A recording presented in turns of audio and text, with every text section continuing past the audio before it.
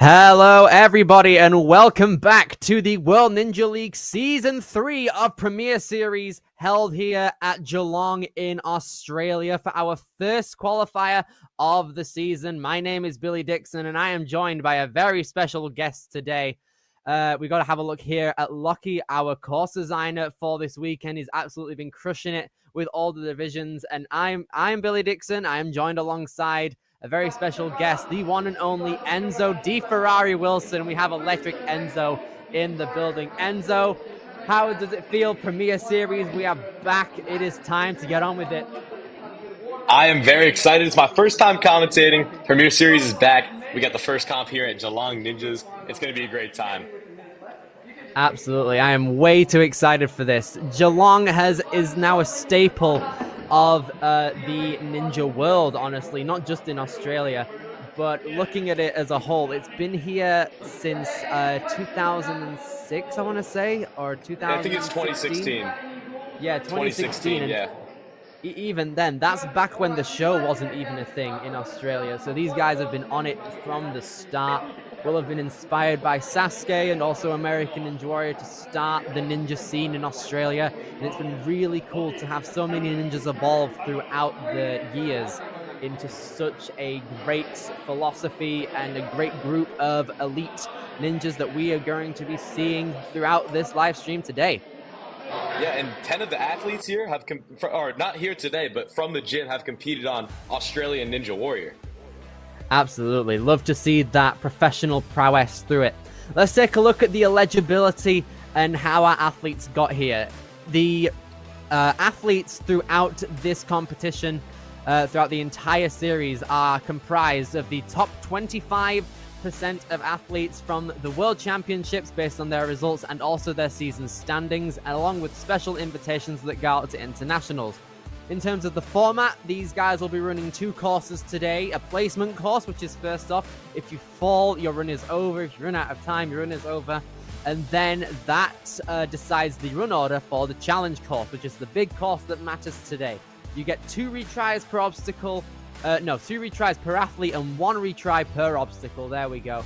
And its main purpose is to take the top 4 people throughout the qualifier and qualify them ready to go for finals, which are going to be held at Motus Ninjas in Lee Summit, Missouri in November. It's going to be very, very fun to see all of these guys from Australia qualify for the Premier Series finals later on this year. We are going to be seeing who are going to be taking the top 4 places in every division. It's going to be very, very nice to see these guys in November on the 22nd and 23rd. It's going to be a very, very fun time. I'm excited. I'm excited as well, and that's going to be a long flight for some of these athletes. Absolutely. I mean, for Greensboro's World Championships last year, I went and it was about an 8-hour flight there, just for the long one from the UK to the US, and it was absolutely immense. I'm not a fan of long flights, but these guys might be, so it's going to be quite the ride for a bunch of these guys for finals if they were to make it there. We have our competitor list now on the screen. Some of you guys may recognize some famous names out here. Predominantly, I've got 3 in mind. We have Darren Baker, Millie Baker, and Zoe Harkness around the middle right here. Those are 3 people who represented in the World Championships. Darren Baker in the amateur division representing Masters as well, which is great to see. The amateur division is comprised of all of the divisions from ages 15 and up, essentially, for the guys who don't choose to go elite. So it is great to have all of them included within Premier Series, as well as our elite athletes for the stream today.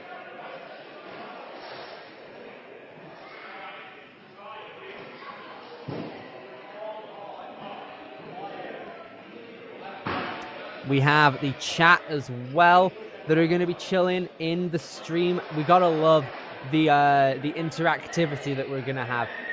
Me and Enzo are gonna be placing bets, essentially, trying to see what the fastest placement course and challenge course time can be I think currently we're thinking maybe sub 30 seconds is the goal for today, considering these guys I are the best of the best. personally, I got some belief in sub 28. I think we can see an athlete get it.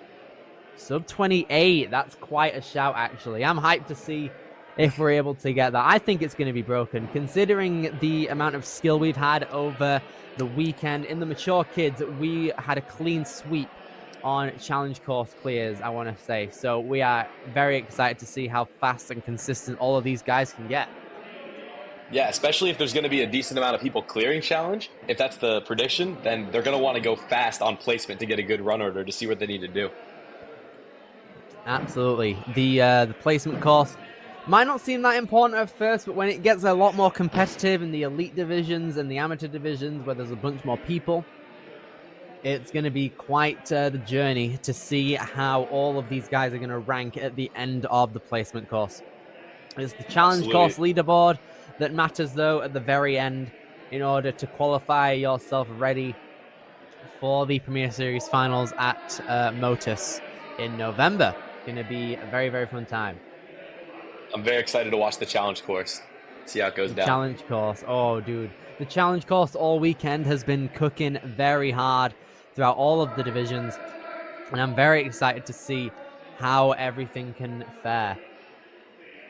Me as well. Yeah, it's going to be great.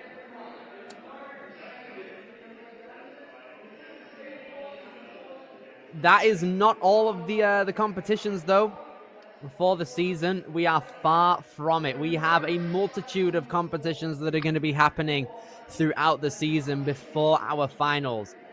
The next competition within July is going to be at Rise at the Warehouse in Houston, Texas, down in the Mid-South, so all of the Texans and all the states surrounding it can go at it at Rise, an amazing facility, absolutely perfectly fit for Premier Series. I believe it's their first time in the game as well. So I'm very, very excited to see how they do it. August is also packed with Ninja action. We see a lot of famous names in terms of gyms right here. We have Empire Ninja Yorktown for our first New York qualifier on the 2nd and 3rd. We see our first sight of Motus Ninjas for their qualifier before their finals, which are happening later on the 9th and 10th of August. We then have ROC City Ninja on the 16th and 17th of August at Rochester, New York. And then Ascend Obstacle Training in Kingston, Massachusetts on the 23rd and 24th. August, absolutely packed.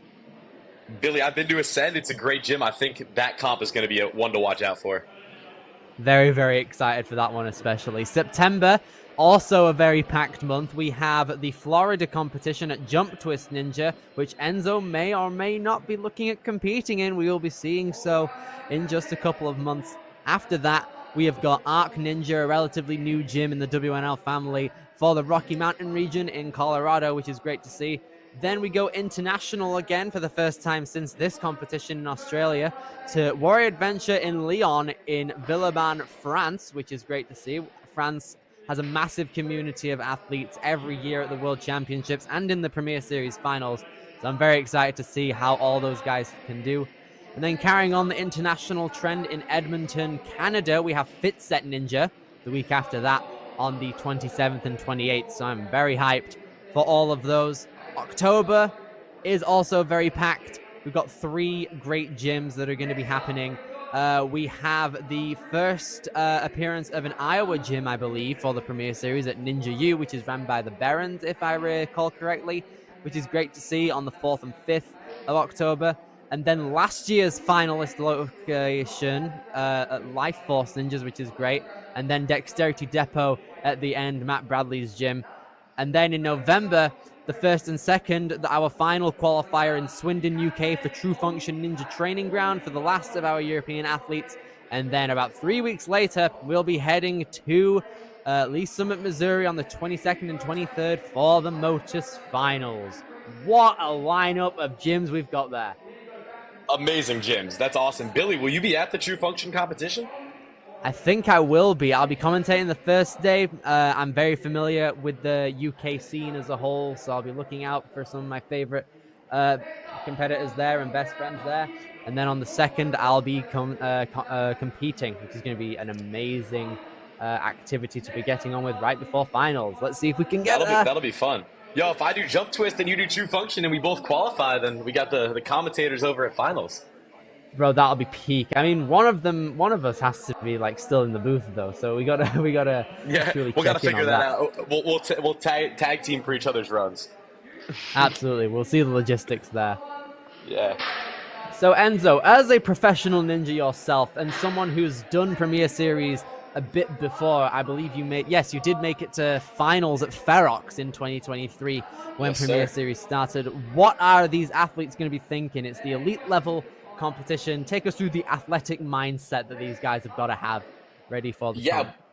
Well, when it comes to a Premier Series competition, that first run, it may seem like there's no pressure because, you can't get eliminated. But there is, because that's the setup for success. That first run, you want to lock in and go as fast as you can because it not only sets you up well in the run order, but it can also build your confidence. If you have a great first run, the confidence you carry into that second round can be the difference maker.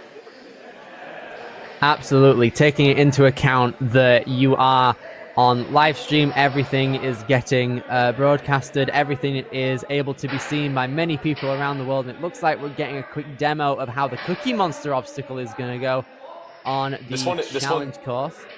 They were saying this is the apparent crux of the course, so I'm very excited to watch this one.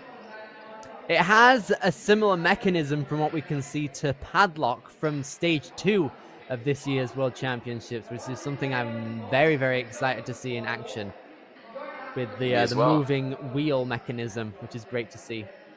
Yeah, it looks very similar. We have a couple of athletes on the run order that have been to the Premier Series finals in the past, specifically Millie Baker, Zoe Harkness, and Kari Whitby, which is great to see. 6, 7, and 8 right there on the run order. They know what to expect out of a Australian Premier Series qualifier. None have been held at Geelong Ninjas before, though, so we are very excited to see how this legacy gym is able to provide an incredible Premier Series qualifier for all of them. That's going to be exciting, and they're definitely going to want to qualify for finals.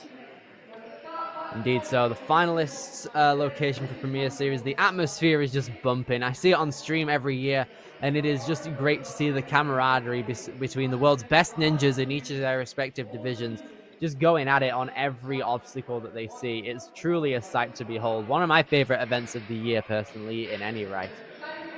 Absolutely. Finals is great, so exciting, and this is the start. We're going to find out the first 4 for Elite today, in male and female. Indeed so. I'm very excited to see how the trend will continue throughout all of the qualifiers throughout the entire world. Actually, especially the international side of things between Australia, France, Canada, and the UK, which is great to see. I'm very, very excited to see all of them just go at it and have the best time possible on these obstacles.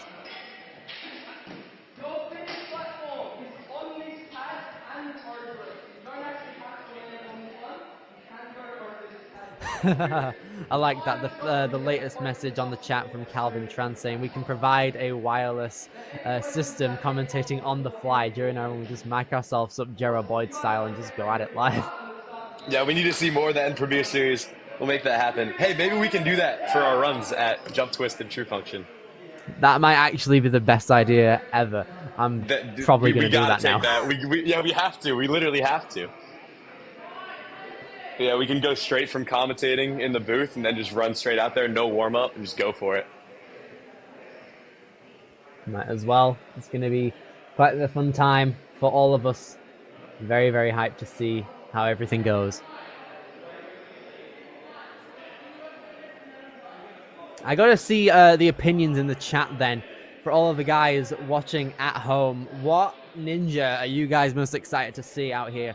Because the Australian sighting and the Australian community as a whole is very unique, a very nice selection of skill and prowess in every type of physical manner you can think of. So I'm very excited to see what the chat has to say about all of these guys. Oh, I see my friend Aiden snuffing. I see my friend Aiden snuffing in the chat right now. I just went to the gym with him like an hour and a half ago, and now he's in the chat. Lovely. There we go. There we go. Yeah. Yeah, but let's... Some S-tier promotion. Okay, here we go. All right.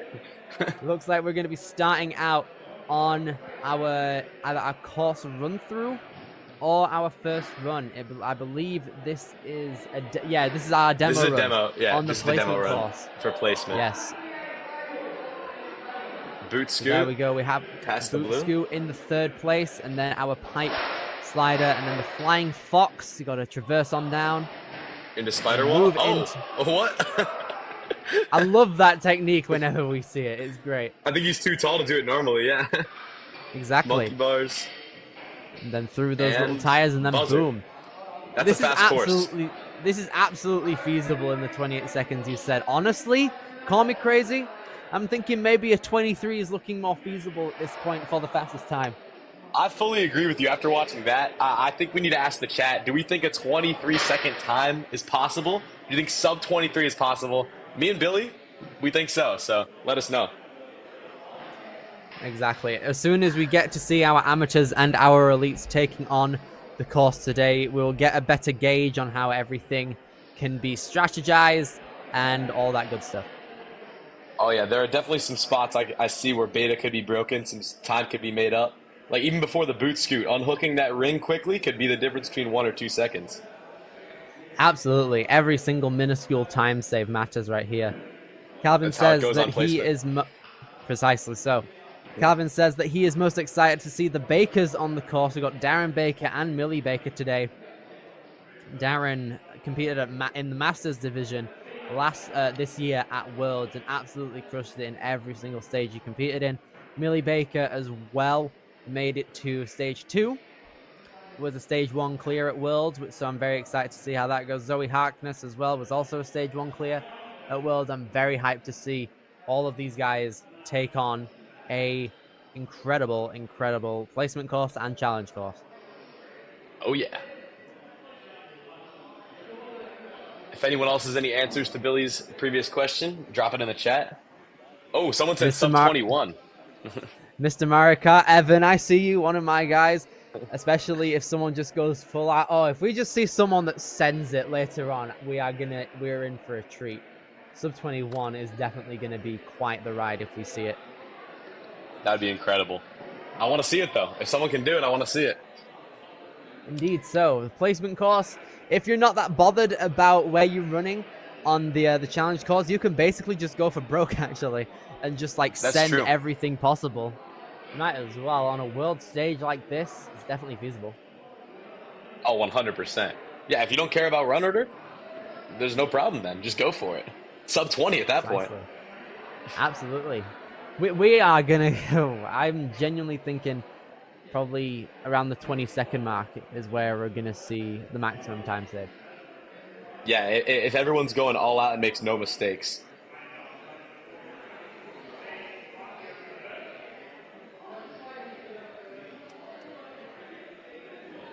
Because, yeah, even looking at the obstacle list right now, even the spider wall, you could just move through in one move. Pipe slider, you could jump and dismount immediately. Like, there's some really quick, especially for some taller athletes, this could play to their favor. Absolutely. Ninja Gamer saying he could also see someone getting sub 20. It's definitely possible due to the amazing skill level all of these athletes have. Very, very hyped to see how everything goes in that regard. Enzo, you're a guy who can just send it on many different routes and different ninja lines. It's definitely possible. And we are going to be getting started with our first competitor of the competition right here, Mirel Goyet.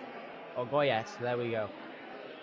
Going to be first runner of the season. Indeed so. On elite or amateur. Yeah, in the amateur female division.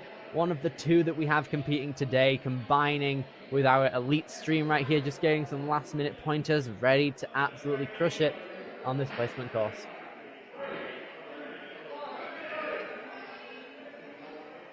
And here we go, age 44 out of Victoria. Mirel coming into the flying squirrel right now, just under 2 minutes on the clock. Looking to be taking it a bit cautious, wants to get every obstacle cleared. Ooh, I like the strategy there. Wait for the static. Reach out for that banana. Reach out. Ooh, okay. Ooh, that's a tough reach. Is she going to go for the Lachey? Here we go. Trying to get a bit more power. Oh, nearly had it there. Just looks like she grabbed a bit too high on the bananas there to properly get a grasp. Very, very close there from Morel. The chat asked us, what times do you think we would get on this placement course, Enzo? Ooh, what time? Ooh, it's a good question. You know, with like perfect run, I think I could get like around 20 seconds. But if I was sending all out, there'd definitely be a chance of failing. Indeed, so I'm thinking I'd probably get around a 30-second time, sub 28, if I've got no nerves, everything's all right. But now, looking like one of our more cautious approaches on the course right now, Kylie Sanson, age 46, out of Queensland. Let's see if she goes for the static or the lachey. Oh, the static. Okay, she's got a grab on one of the bananas. Going to take a backswing and then swing on down to safety onto the next flying squirrel. Did a very good job. There we go. Okay, now coming into the boot scoot now. Just under a minute and a half left. We're going to engage that core and gets it. All well done there. A minute 20 now coming into the pipe slider. Going to traverse these pipes. Looks like we have a battering ram. That's nice to see. Little battering ram action. Can take away a bit of time, though, if you aren't that consistent in your movement. Yeah, it could also sap some energy from the biceps. Very true. Yep. Putting your arms at right angles like that. There we go. The flying fox. Ooh. Oh, no. Looks like she's in no man's land, but she's actually avenged herself getting back there. Has allowed herself to retry it, essentially. Bigger push this time? Oh, just not big enough. Gonna have to properly give it another try. You can see smile really on Kylie's face. Gonna have to properly send it right here and then push off that box. There we go. Got it. All right, now moving into the spider walls right here. Kylie making her way through. All well done there. Now coming into the cycle road. Jumps out to the second wheel. A bit stagnant there. Just going to reach out with the tip toe. Still has 15 seconds left. Got that last obstacle in 141, so as long as she stays locked in here, she should get the buzzer. Indeed so. With these moving monkey bars can prove a bit of a challenge, and with 3 seconds left on the clock, I think Kylie is going to be done at this moment in time. Very well done there, making it all the way to the end of the course just before the buzzer, but still a very solid run. Very strong run. See there, I think a couple of the attempts on the flying fox is what really got her down there. I think if she made that first or even second try, she would have had that buzzer guaranteed, essentially. That's going to be it for our amateur females for the day. Our amateur males are next up. We have 3, starting out with Blake Slater. And here he goes, very fast out of the gate for the quintuple steps. You're going to want to gauge a bit. No, just peels out there. Blake, very fast on those quad steps, just peeled out with his left hand right there. That's a very sad sight to see from Blake, but not over yet. Going to be on the challenge course later on, but not with probably the best of placements if our next 2 competitors get further on with the course. He's just going to have to set the pace on challenge. Precisely so. Darren Baker going to be next up. One of the most famous Masters athletes that we have. Is actually representing the finalist location with Motus on his shirt. I like that. He's putting it into existence. Oh, no! Oh, no. Oh, Darren set himself up for a link. That was a very ballsy move there on the flying squirrel. Put his hips back immediately, but banana holds very, very difficult to properly gauge if you don't have enough if you don't have enough height. Looks like he was going for sub 20. He heard the chat with the essence there. Super, super close. It looked like he just hit them away as he tried to grab them, which is something that happens a lot on banana holds. And setting up for that link was definitely a ballsy move. But moving on to Alexander Robert Cox. One of our Victoria representatives. Athlete. Here we go. Moving straight along these quad steps. Can we get our first amateur male clear here? There we go. Just brachiating through, essentially. on the second obstacle. Sets himself up for the boot scoot immediately. Very well done to Alexander. Utilizing one of the battering rams there. Straight into the Flying Fox, utilizing the sloper element. I think that might be... Nope. Okay, gonna give it a go on the grippier side. Okay. Very fast in his returns, though. I like how his body movement allows him to go really fast. There we go. That is a tight spider wall. It very much is. For our taller athletes, it could slip them up if they're not careful. Alexander has not been phased by it at all. He's coming into the cycle road right here, and he's gonna carry on brachiating through the monkey bars right here. And with a minute to spare, I think a clear is very much in question right now. You just gotta get these last few monkey bars, making it look very smooth. He has a plan and he's sticking to it, you can tell. You get that massive backswing on that final tire hold, and Alexander Robert Cox is your first buzzer of the competition right here for the amateurs plus the elites. A full clear on the placement course. Definitely a great feeling for all of our athletes right here in Premier Series. Yep, he showed it could be done. And took a little bit of a smarter approach on those early obstacles and then was able to get a smooth clear in 1:17. Indeed. So, one of the best ways we can end off our division in the amateur males, and we're going to be moving right along into our elite female division with Millie Baker starting us off.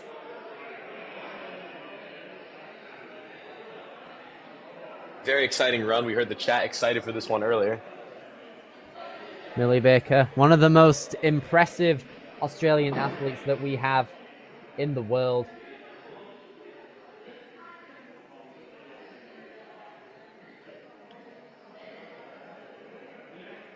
Millie Baker is someone who attempted all 3 stages at the World Ninja League Tier 1 Championships just a month ago to the day, I believe, which is great to see. Here we go, Millie Baker, age 15. One of our Victoria representatives in full force. There we go. Nice underbar technique and straight into the boot scoop. Very, very nice. Very fast, using both of the PVCs, getting through. She get a big pullback here and push. Millie Baker, very nice backswing there, immediately in. Moving along through the spider walls now. A minute and a half coming into the wheels. Only needs to utilize one. This is where one of our faster times is going to be established very early on, Enzo. Absolutely. Got to get one big pullback. Pulling through, and Millie Baker running for the buzzer. A time of 45.25 seconds. Very, very nice. A very gracious run there from Millie Baker. Great material. Shows us what she's all about, which is great to see. Very, very well done there. No mistakes, had a plan, stuck to it, and very smooth run.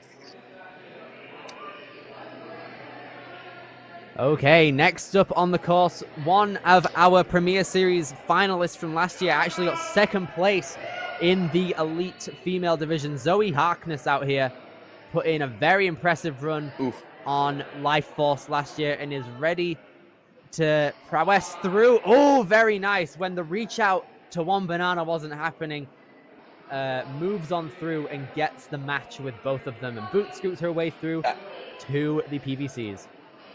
Absolutely, not letting it phase her, just moving through the course. She's already halfway done. Big push on Flying Fox. Ooh, okay, very nice there. Just saves it. Here she is moving through now. But now she's pushing. Quickly matching through. Straight into the monkey bars. Here she goes. A minute 15 left on the clock. She's going to contest Millie Baker for the fastest time, it looks like maybe. Big pullback. Very fast skip. And Zoe Harkness going to put her into second place, though. Only 6 seconds behind. A lot of that time was spent trying to reach out for that first banana, but made the match with both hands there in quick succession. Very, very well done. That's definitely going to be a decider today if people decide to static or go for the lâché on those bananas, because it can eat up time, but the static's definitely safer. Absolutely. Kari Whitby as well. I believe she made the trip out to Premier Series Finals in 2023 as well, and podiumed it as well. So here goes Kari Whitby coming into the Premier Series placement course here at Geelong Ninjas. With prowess, reaches out for that banana. Very well done. Pull back. Straight out. Immediately coming into this boot scoop. Holds it like a steering wheel, which is an interesting play, and it works for her. As she's now coming into the PVCs. Yeah, and I like that technique on the boot scoop because it allows you to just get a little more height off the ground, kind of gets rid of that fear of hitting the ground. And now onto the flying fox. Very true. Kari. Done easily. Very nice. One of the only people to get a clean run on that. Looks to be one of our taller athletes, so kind of squeezing along through the spider walk. And now here she goes.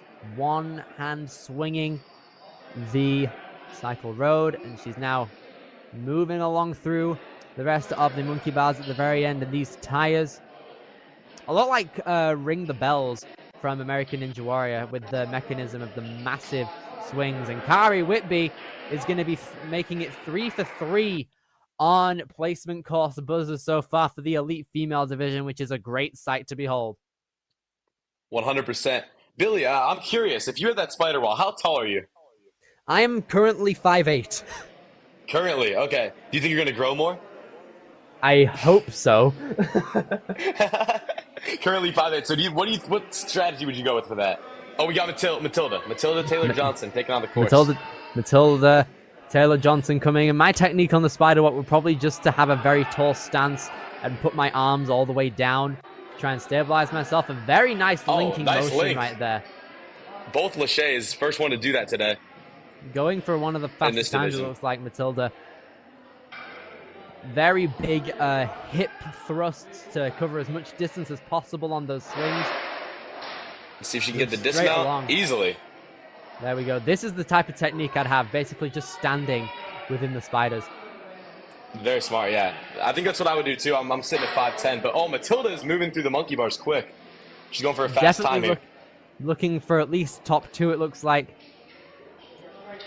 Gonna get a big dismount here. Massive pullback at the end, and there we go. Matilda Taylor-Johnson puts herself into second place, just in between Millie Baker and Zoe Harkness.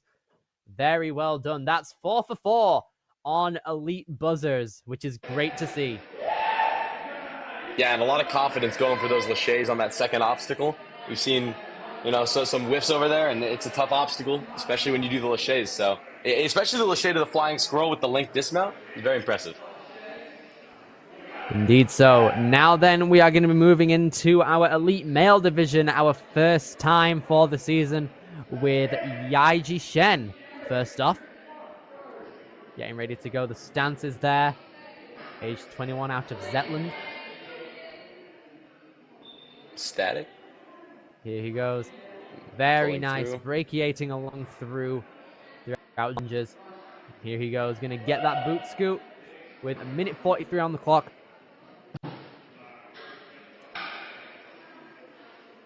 And moving along through the PVCs right there, and along the flying fox. Gonna have to go back to the take a backswing. Gets his toes stuck on there. But yeah, I think going back might have been optimal there, because if he pushed something on a strap, I think he might have fallen. Takes a little boot scoot approach to There we go. Jumping off at the start, and he makes it. Yaiji coming in now. Jumps out immediately for that second wheel. Now coming into our final obstacle here, the monkey bars. He's going to want to pull through quick on these. Here he is, pulling along through. 50 seconds left as he pulls on through and hits the buzzer. Yaiji Shen getting our first elite male Premier Series buzzer of the season.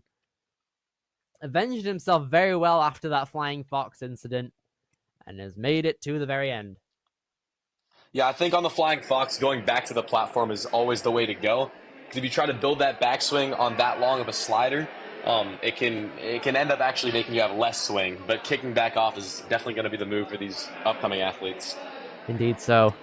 Next up on our placement course is going to be Mac Everingham.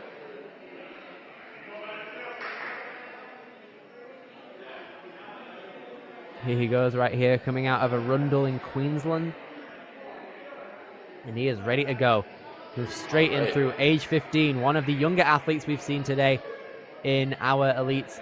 Tries to reach out. Reach. It's definitely possible, but makes the match, which is very nice to see. Gonna get that boot scoot now. Mac Everingham. Very nice. Just pulling through quick. Let's see if we can get this in one go. Gonna get a nice push-off backswing. Mac is looking like he wants the fastest time. He's currently 22 seconds ahead of Yaiji right now. So he makes the dismount, skipping as many bars as he can right here. 1 minute 20 coming into the final set of bars on the tires. Runs to the buzzer, and Mac Everingham with a time of 44.18 seconds. Very, very solid. Our fastest elite time yet. Congratulations, Mac. Absolutely. Very, very happy. With a full clear right there. The final 5 runners of the placement course are now coming up in the elite male division. The first of which being Luke Schmitzer. Coming out of Melbourne, Victoria. Looking like he's ready to go. And he is off. Age 19. Going to be coming in to the flying squirrel with the banana holds. Looks like he has a very large wingspan, which helped him there reach out to that banana. Yeah, you can tell he's going for speed right now, using both of the PVCs. Very nice there, keeping his arms very straight and right angled at the same time. Moves along through 1 minute 30 as he now quickly matches along through those wheels. Now coming along through, gets a massive pullback to try and reach out. That large wingspan is absolutely mental. Luke Schmitzer, 38.95 to the buzzer. You can see mental. Him shrugging his shoulders. I think he's happy with that run, especially the end. That saved a lot of time. That huge reach. Insane. That's a good frame, that. If you take that as a high-quality picture of that wide reach, that'll look great on the Instagram. Yeah. Hopefully we got a photographer over at Geelong, because that shot is great. Absolutely.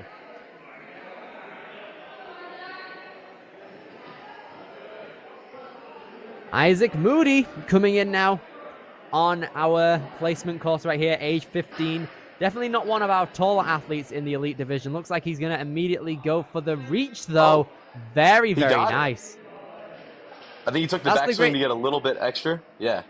Yeah, absolutely. I think the great thing about a placement course is the fact that you can just go for broke and it can pay off immensely well. And it's doing so for Isaac right now as he comes through the flying fox and moves straight in to the spider walks and straight into the wheels after that now. Yep, he is slightly behind Luke's pace, but he's still moving very quickly, and he's going to set one of the top times. Absolutely. 1 minute 20 coming into the final bit. Very nice pop through there. And Isaac Moody just 2 seconds behind Luke, putting him to second place with a 40-second time. He also went for that huge reach with the shorter wingspan than Luke. That was very impressive. And then the little pull through at the end just for some safety. I like that. Very solid from all of our elite athletes so far. I think we're like all buzzers right now for our elites, which is great, both male and female. Yep. I know some very fast times will be coming from these last 3 runners. Precisely so. Ty Beadle is going to be next up, though.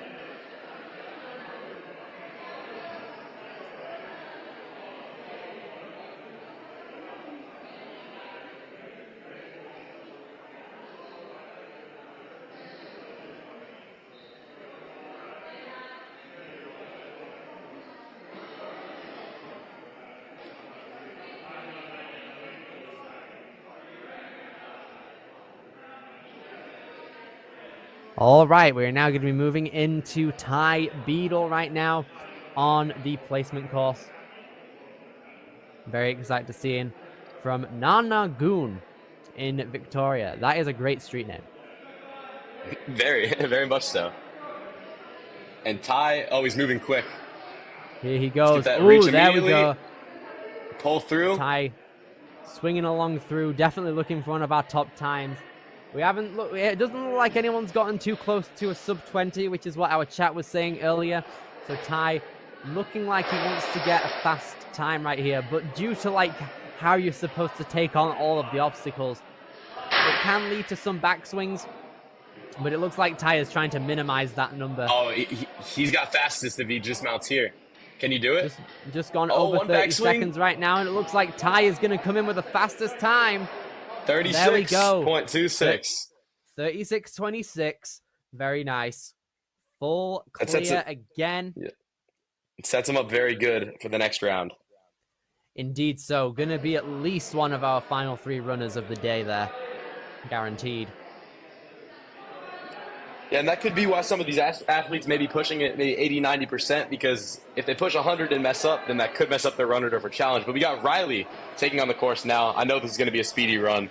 Oh, very nice links there. Gosh. Linking on straps is not something we see every day in competition, and it's something we love to see right there. Ooh, very, very fast wrist motion on the PVC pipes now. Riley Hume definitely knows how to put on a show here, but he's having a bit of trouble slipping there, but he's all well and good, not phased by it. Gonna monkey along he's pulling through monkey bars. Looks like he's going for one of the top times right here. Riley Hume gonna hit the buzzer in time right there, just in front of Ty Beadle with 33 seconds. I think the sub 30 is starting to loom. And honestly, at the start, it looked like Riley was taking like a walk in the park, but still moving so fast. He had such a chill expression on his face while just moving that fast. The spider wall was the only slip up, but still got 33. Very fast run. Absolutely. Very, very happy with how Riley's run went. And with that, we are left with one elite male runner left of the placement course, and that's going to be Cooper Janes.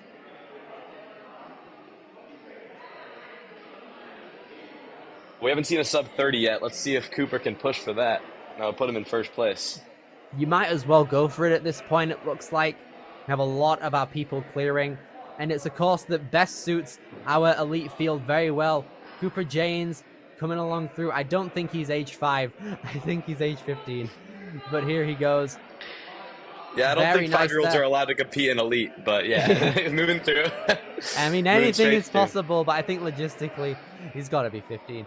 But Cooper going to be coming in now. It doesn't look like sub 30 might be happening. He took quite a few backswings on the flying swivel, but he's still going to be moving on through very consistently at the minute. Ooh, nice recovery there to take a backswing. The one-hand save. He's got to get a bigger push here. I think he's got it easily, yeah. Absolutely. Cooper Janes now coming in now. Okay, very dodgy run so far, but he's making it through the obstacles battered and bruised. There must be a few slippery spots in that spider wall because we see a couple of shoes slipping. Yeah, either that or just the shoes as a whole are not that stable. But here goes Cooper, going to swing on through to the buzzer. Going to put Cooper into 6th place, 58.34 seconds. And with that, we are all clear on elite buzzers on the placement course. Will it carry on through the challenge course? Yeah, a clean sweep is definitely possible for all of our guys right there. That is your top 3 for the amateur males. We have Alexander Robert Cox, Blake Slater, and Darren Baker as well. Definitely very excited to see Darren on that challenge course. Indeed so. Very, very established within the community in Australia. This is your elite females as well. So if we flip it, we're going to have Kylie going last out of the 2 of them. And then Miral will go first. We also have our elite males right here on the leaderboard. Riley Hume, Ty, and Luke and Isaac are going to be our last runners, with Riley going last. It's going to be a very, very fun time to see how all these guys can go on the challenge course. From what we've seen throughout the weekend, it seems like we can probably just speedrun it for all of these guys. And then we also have our elite females, with Millie Baker taking the top spot, with Matilda Taylor-Johnson, Zoe Harkness, and Kari Whitby following right behind. Yep, so everyone you just saw on screen has set themselves up great for the challenge course. They're going to be running later in the run order, especially in the elite male, because that's our biggest division that we're seeing today. So I'm excited to see how it all plays out. Indeed so. Very, very excited to see the challenge course. We can see all of our people on site just going through. We're going to take a quick word from our sponsors, which is also going to include Enzo, with a word about Ocean Needs Everyone very shortly. See you in a Hey, bit. sounds great. See you soon.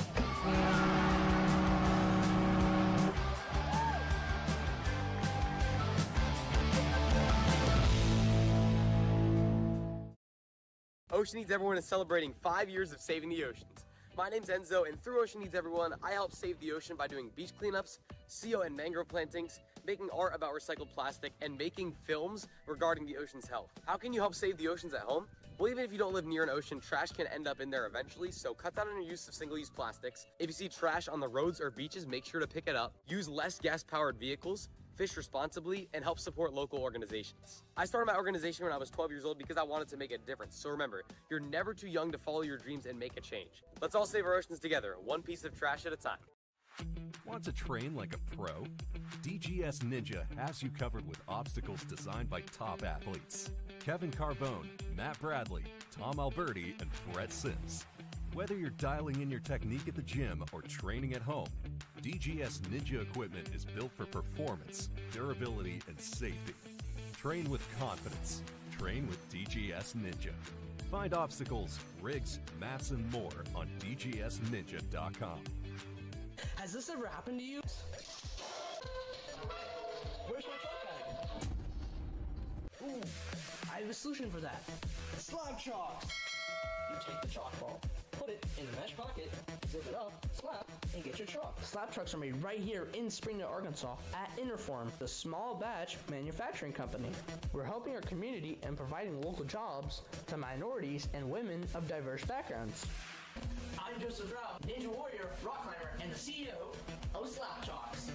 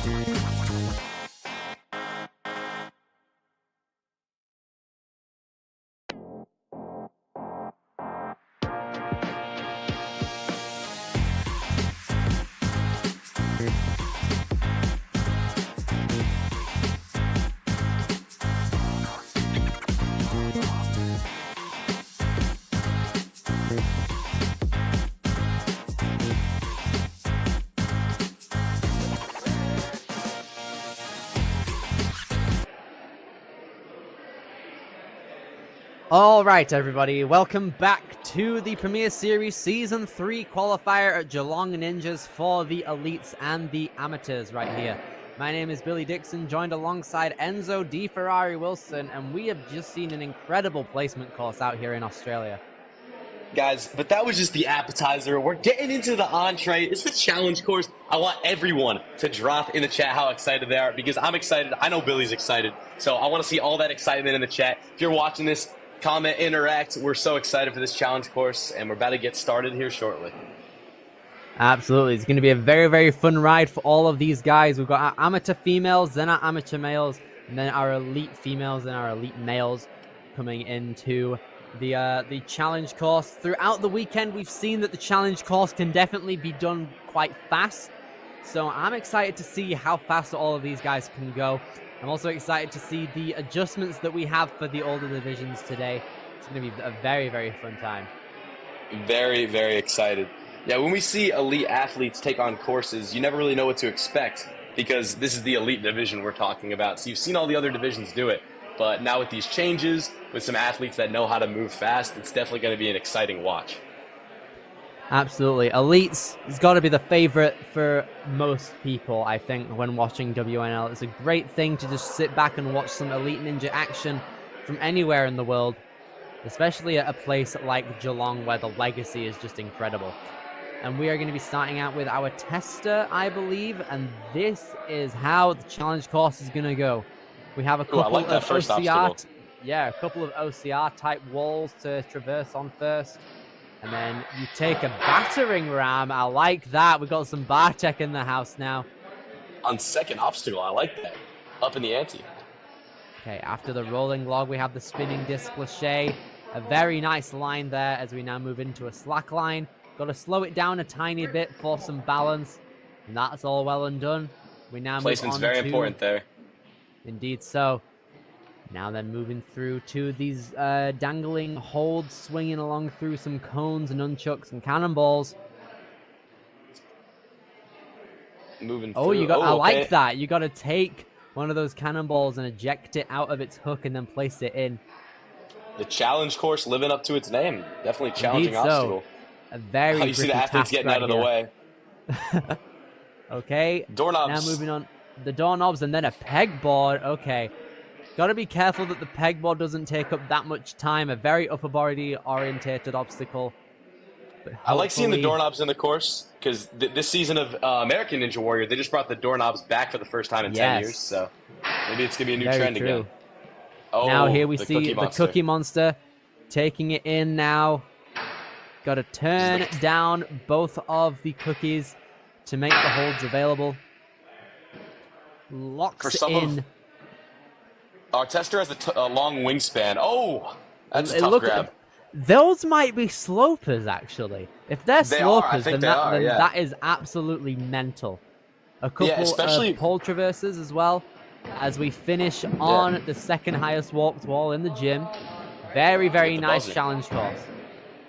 I think for that Cookie Monster, our tester has a tall wingspan, or very long wingspan, so we'll see as we go through the athletes, if some of the athletes with shorter wingspan have to make a lâché and won't be able to static and push it. I'm very excited to see how that goes. Indeed so. The optimization is going to be quite cool to see throughout all of the divisions. And I'm excited to see how all of these guys can fare on every obstacle within this course and who's going to come out on top at the end. 100%.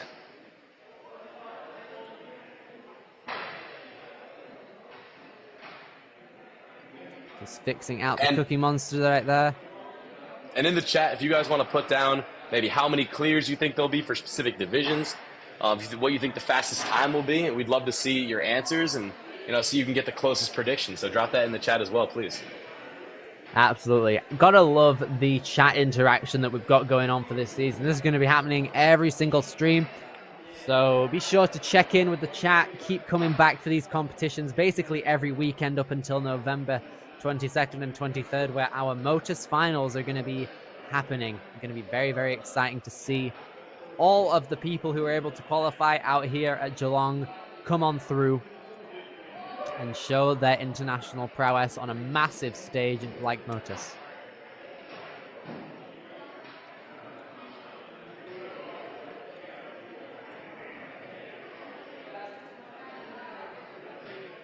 Looks like they're figuring out something on the Cookie Monster right now.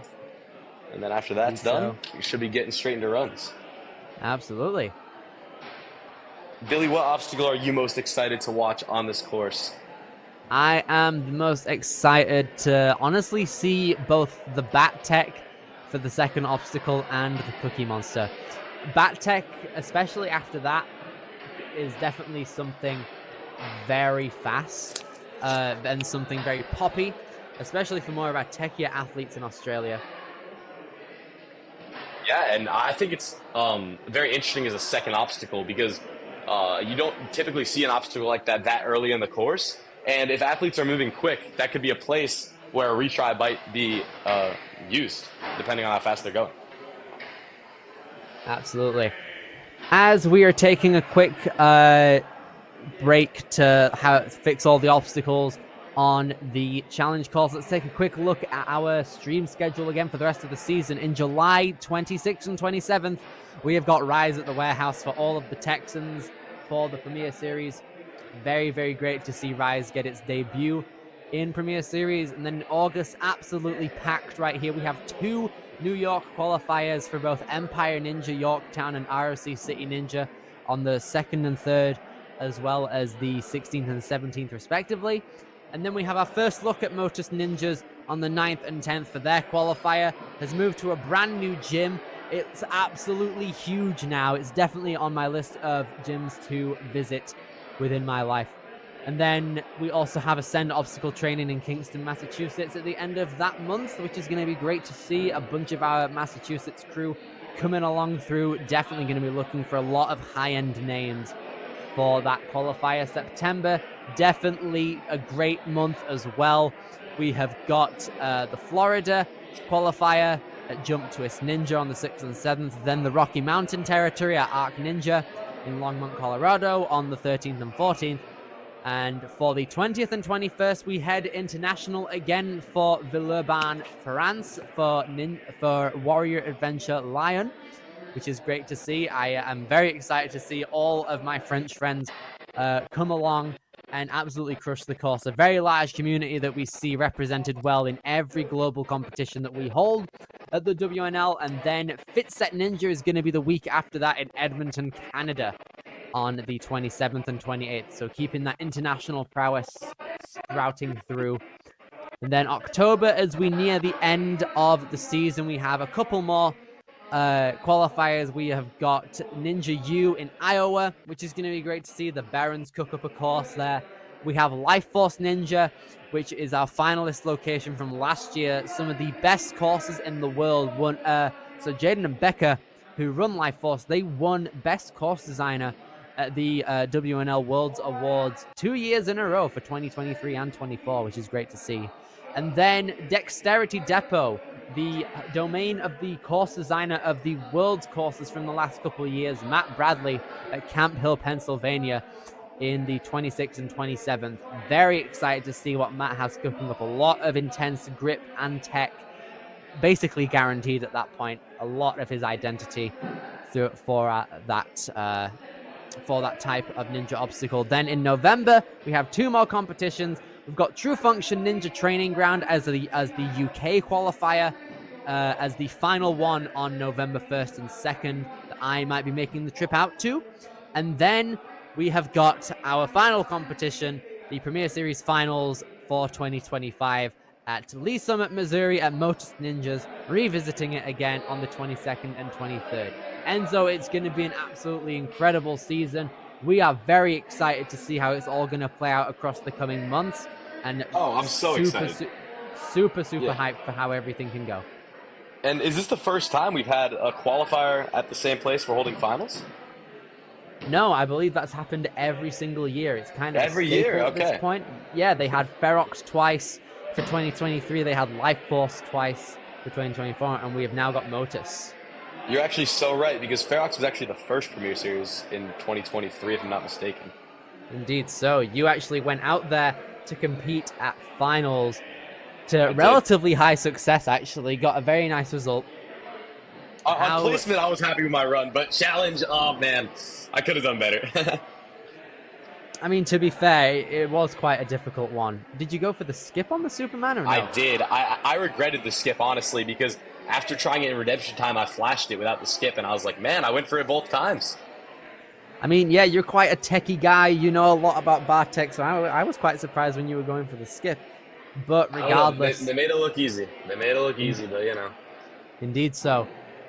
But yeah, at the end of the season, all of our best ninjas, the top 4 from each division, are eligible to head out to Motus Ninjas for our Premier Series finals. It's going to be an incredible time. Ferox and Life Force throughout the last few years have delivered exceptionally well, and Motus is not going to be any different. I fully agree. Actually, Motus, and speaking of Life Force is a great gym, but Motus is a gym that I hadn't been to ever, and going for finals would be awesome. So I'm hoping I make it this year. Absolutely. If I can get enough money in the time, if I can work quite a bit, then I'm gonna be trying to make the trip out there. But only time will tell. But regardless, I'd be fine with either going or not going, because that means I can commentate the best ninjas throughout the entire series as well, which is gonna be great. And look at this, looks like we're gonna be indeed so. We're gonna be starting out with Morel Goyette on our first few obstacles out here on the challenge course.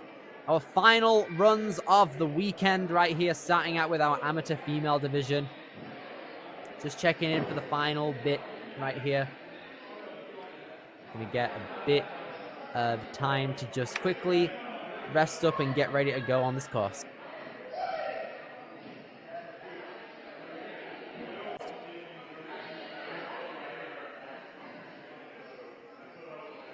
How fast do you reckon you can clear this course, Enzo? We did this for placement.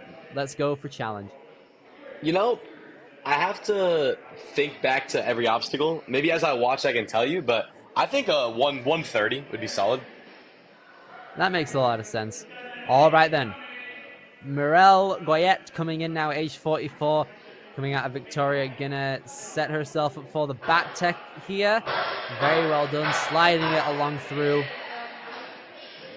Getting a nice backswing, very subtle. Coming into the log right there, very nice. Now gonna come into the spinning disc lache lane with just under 3 minutes left on the clock. This is definitely where the difficulty ups a little bit. Indeed, so you can see her moving along, setting herself up for a massive swing here on the second disc. There we go, nice even hand placement. Keeping the disc steady. Nice. Very nice dismount. Now coming along into the slack line. A bit of a change of pace. Quite a classic balance challenge right here. Got to engage the core very well and keep your center of mass in the middle of everything. Morel. Wow. Very, very solid there. Flawless. She was leaning towards the right there for a second, but ended up saving it. Indeed. All right, then. Here we go. Coming into the swinging holds now. Moving along through. These swinging holds are very uniform kind of flow and just kind of pattern to it until you get to that hook. Gotta spend a bit of time on that hold, then pull back and get ready for that final nunchuck, as well as this little disc. No. Oh, but just loses her grip at the very end. That's a lot of grip strength wasted. Her energy has to be sapped from that one-arm swing on that nunchuck hold.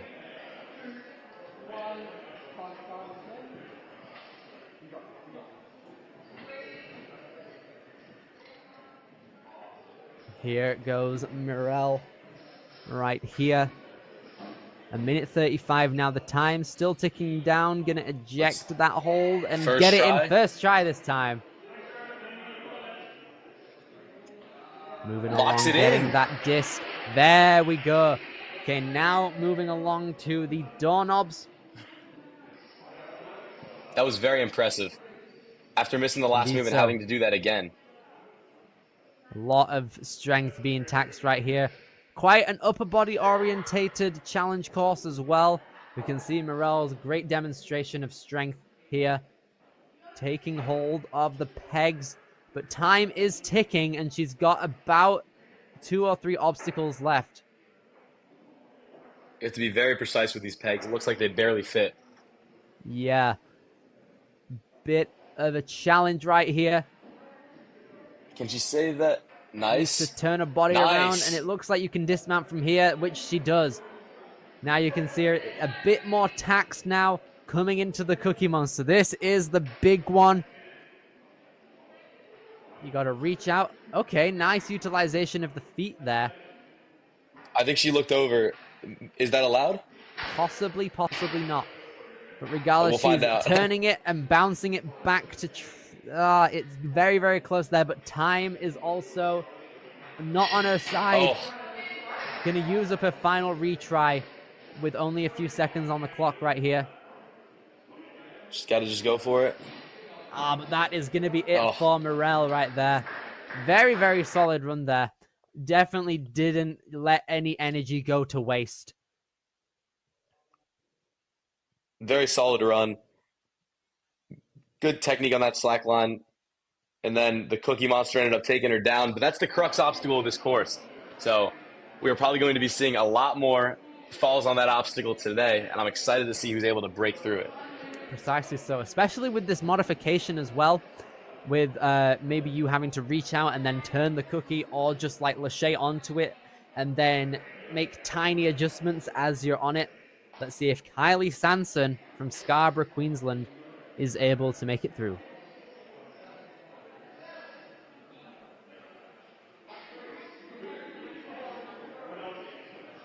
And here she goes. Muscling her way through the first pull-up. And there we go. 3:30 on the clock.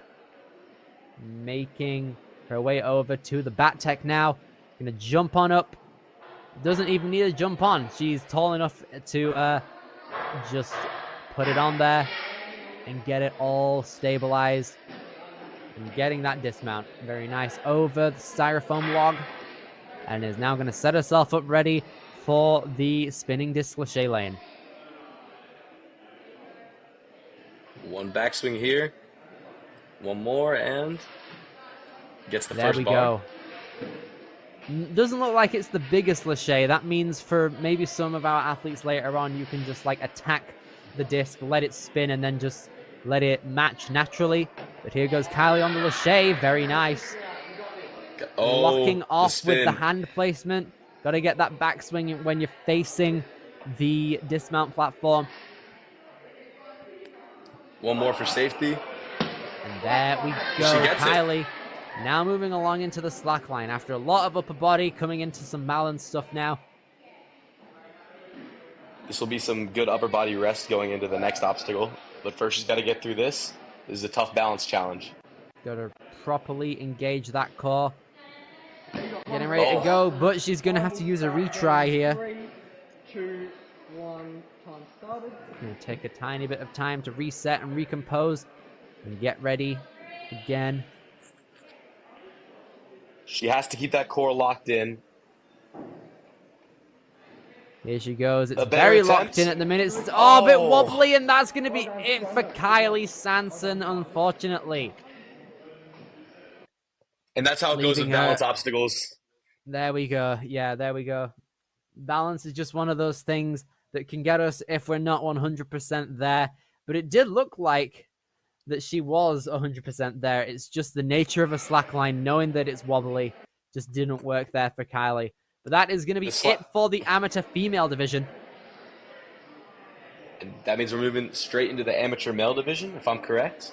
Absolutely. We're first going to be moving on to Darren Baker in the amateur male division. Did very well in Masters.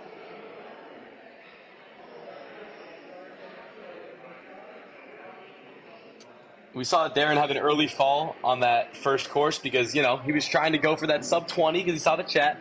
But now that he's on the challenge course, he's going to stay a little more locked in, go for the moves he knows he can go for, and I could see Darren getting that full clear. Precisely so. Here goes Darren. You're going to take a bit of time to jump up on that trampoline. So it looks like a forced jump is there now for the battering ram. And it looks like Darren is trying his best to just immediately dismount. representing Motus on his shirt with a Japanese sentence at the back. I'm trying to make it out, seeing if my minimal Japanese knowledge can help me out. Here goes Darren. Gonna swing on through. Gets the link. Very impressive there from Darren Baker. As he Very now smooth. moves in to the slack line. Very, very careful right there. Some Good massive save. strides to help himself. Yeah. All right. That's obstacle 5 of 10, moving into the holds now. These first few are fairly easy compared to the end, but then as we get to that nunchuck, or the cannonball hook and the nunchuck, it starts to get tougher. Let's see if he can get this first try. Which he Wow. does. Very nice. Darren chalked up before this, and it looks like it's helping him. Crimps that disc. Made it look easy. Yes, absolutely. He's now moving on to the doorknobs right here, and after that is going to be the Cookie Monster, the big one. You know, Darren's just treating these doorknobs and pegboard as a warm-up for the Cookie Monster. That's the obstacle he really wants to beat, but he's moving through this quick, very precise moves. Absolutely. You can also see him Get a dismount. skipping a couple of holds and skipping the entire obstacle as well, basically. Part of me Only one thinks that move. Absolutely. Part of me thinks that if you are willing to do it, you could literally just, like, go to the first pegs in their starting positions and just massively lachey it. Well, Billy, we were watching Elite later, so we'll see if that ends up happening. But for now, Definitely possible. we're going to see our first amateur male attempt at the Cookie Monster.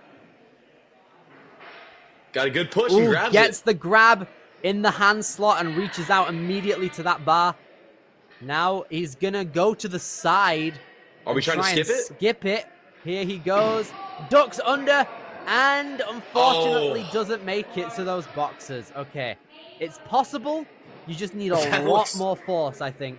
That looks pretty difficult, though. I mean, I'm excited to see if people decide to skip or go for it, but that is a tough, tough skip.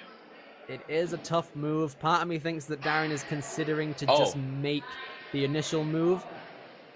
Looks like he's Looks trying like to he do might that be. now and hop up Oh, and then just okay. steer it to the right, but he's Oh. gonna miss it. The grip just gives out on that wheel. his hands got a little too low, but let's see a replay of this run. This is very speedy. Linking the dismount on the bat. Made the slack line look like a cakewalk.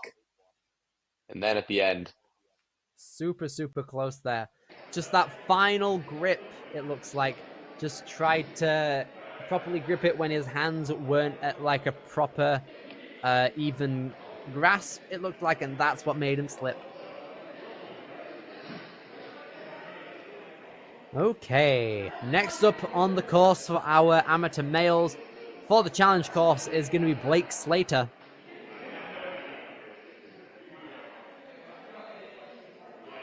Blake, we saw him in the placement course. He just missed a hand on that static, but I know he's looking for redemption on this challenge course. He's looking ready to go. I'm excited to see what he's going to do. Here he goes, muscling his way through the first two walls, jump over, and now he's going to go from the trampoline to the bar tech, not the bar tech, the bat tech to the bar. There he goes, Smooth. gets it. Moving along. 2 steps. 2 steps, the log. Now 3:10 on the clock, gonna move along into the disc. Nice linking motion, setting his hips back as soon as possible. So smooth, and he's going to... Oh! Oh, just misses it though. No It less looks like than he a caught foot it away. on the caught it on the front and it spun a little bit. So he's going to catch it in the middle next time. Let's see. So here he goes. Gonna set himself up for the link and muscle it along through. Nope, gonna take a backswing to be safe after what happened, and very nice. Very smart move. You know, he didn't want to go out on the 4th obstacle, took that backswing for safety, and that's not going to hinder him at all as he moves on to the slack line.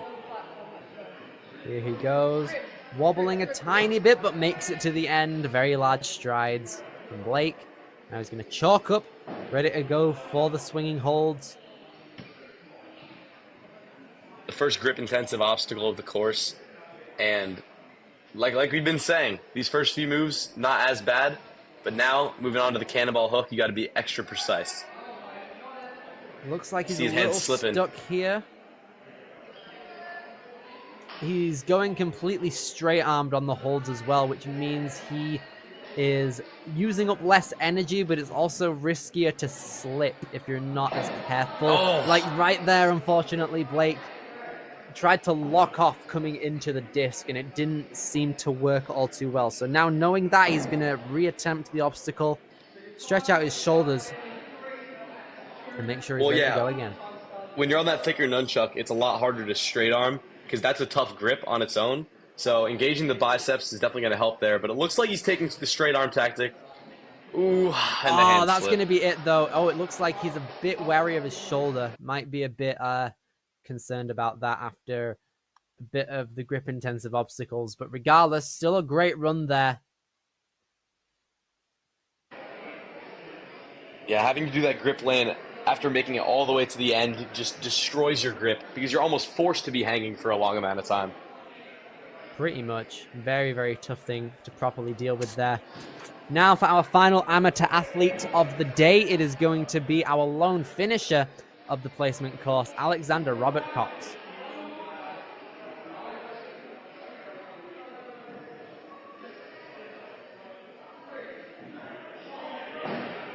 Taking a bit of time, ready to go, and he is off. Yeah, and Billy, we talked about it earlier. Finishing that placement course has to give him some confidence coming into the challenge course. He knows what he has to do to win, and he knows he's going to go for it. So he's either got to get to that Cookie Monster in a fast time, or if he's confident, he could clear that Cookie Monster obstacle.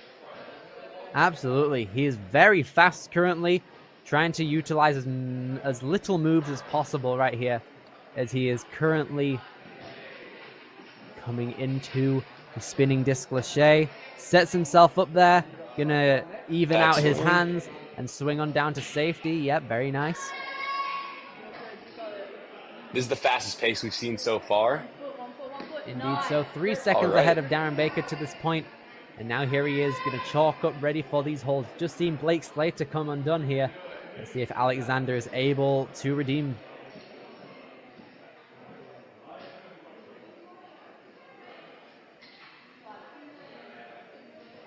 Based on how easily he's swinging one arm, I think he's got this obstacle. He's just got to be precise on this move. Absolutely. Very smooth. A nice rhythm coming into it. Very precise with that hook on too. So he's going to lock off on that thicker nunchuck. Get his head over the disc so he knows where he's going. And Alexander Robert now going to be coming into the nunchucks and the pegboard. And for first place, he was 3 seconds behind Darren's pace to that point. And he's taking some rest, so he might have to clear Cookie Monster if he wants first place, depending on how quickly he moves through this obstacle. Trying to get a bit of blood flow in those fingers and try and map out his moves throughout the obstacle. It's about at this point in the course where your adrenaline starts to wear off and the lactic acid starts to become real. Moving that first peg. Will he go for the dismount here? Possibly. One Gonna more take move, it maybe? out and solidify it in. Yes, very nice. Okay, now he's at setting the for it. point where he can dismount. Alexander Robert Cox coming in now to the Cookie Monster. This is the scene of the crime for Darren Baker earlier. So now he's going to come in and get ready for it. A minute 10. Going to turn it around and lock it in. Very solid. Will he go for the skip or the actual move? Looks like he's the lining move. himself up for the actual move. Let's catch these cliffhangers. Can he make it? There he goes. And clears it. Alexander Robert Cox wins Premier Series for the amateur male division at Geelong Ninjas. Now he's coming into the vertical pipe challenge. You know he wants the buzzer. He's You got got to do a that lot last of obstacle grip in still. 240. Here he goes. Very, very close now to the end. Alexander swings on down to safety. Now all that's left is the run up to the warped wall, which he does with ease. Very nice there. Pulls himself up, and Alexander Robert Cox with the buzzer at Geelong Ninjas on the challenge course. Enzo, we got it. We got the buzzer on the challenge course. That's the first and only amateur buzzer for challenge. And congratulations to Alexander, because that's first place right there. Absolutely. Very, very nice. Set the bar high for the rest of our elite athletes that are going to be next up on the challenge course right here, starting out with our elite females. But that is your podium for the amateur male division. Alexander Robert Cox with the clear, then Darren Baker, followed by Blake Slater.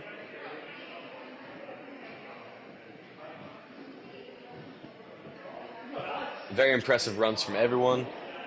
And I'm excited to see how the elites take on this course. I have a feeling as we get into some of the later elite runners, we're going to see some people pushing the pace, going for some pretty fast times, some skips that we might not have anticipated. I can't wait to see it.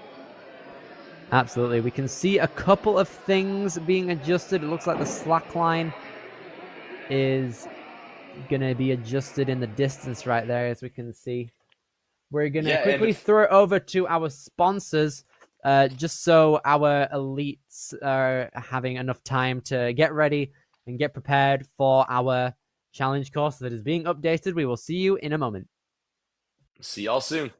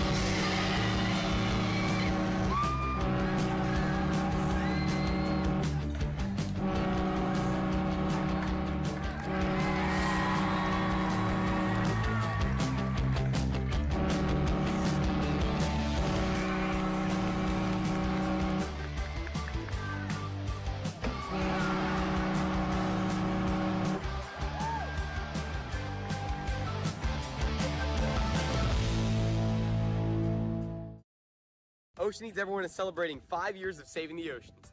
My name's Enzo, and through Ocean Needs Everyone, I help save the ocean by doing beach cleanups, CO and mangrove plantings, making art about recycled plastic, and making films regarding the ocean's health. How can you help save the oceans at home?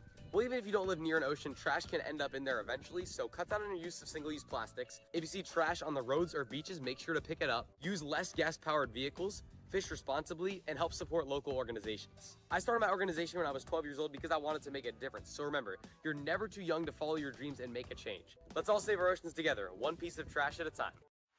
Want to train like a pro? DGS Ninja has you covered with obstacles designed by top athletes. Kevin Carbone, Matt Bradley, Tom Alberti, and Brett Sims. Whether you're dialing in your technique at the gym or training at home, DGS Ninja equipment is built for performance, durability, and safety. Train with confidence. Train with DGS Ninja. Find obstacles, rigs, mats, and more on dgsninja.com. Has this ever happened to you? Where's my truck bag? Ooh, I have a solution for that. Slab chalks! You take the chalk ball, put it in the mesh pocket, zip it up, slap, and get your chalk. Slab trucks are made right here in Springdale, Arkansas at Interform, the small batch manufacturing company. We're helping our community and providing local jobs to minorities and women of diverse backgrounds. I'm Joseph Rao, Ninja Warrior, rock climber, and the CEO of Slap Chalks.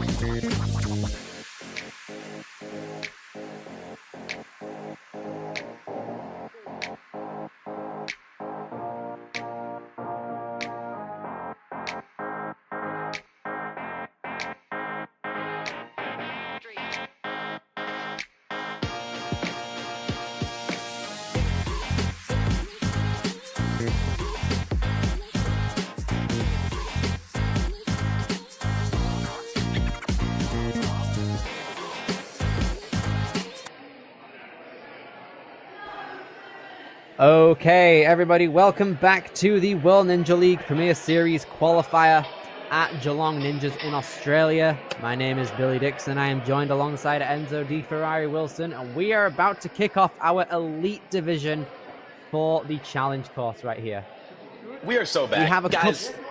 Oh, sorry. You go, Billy. It's all you. All right, I'll let you have it in a moment.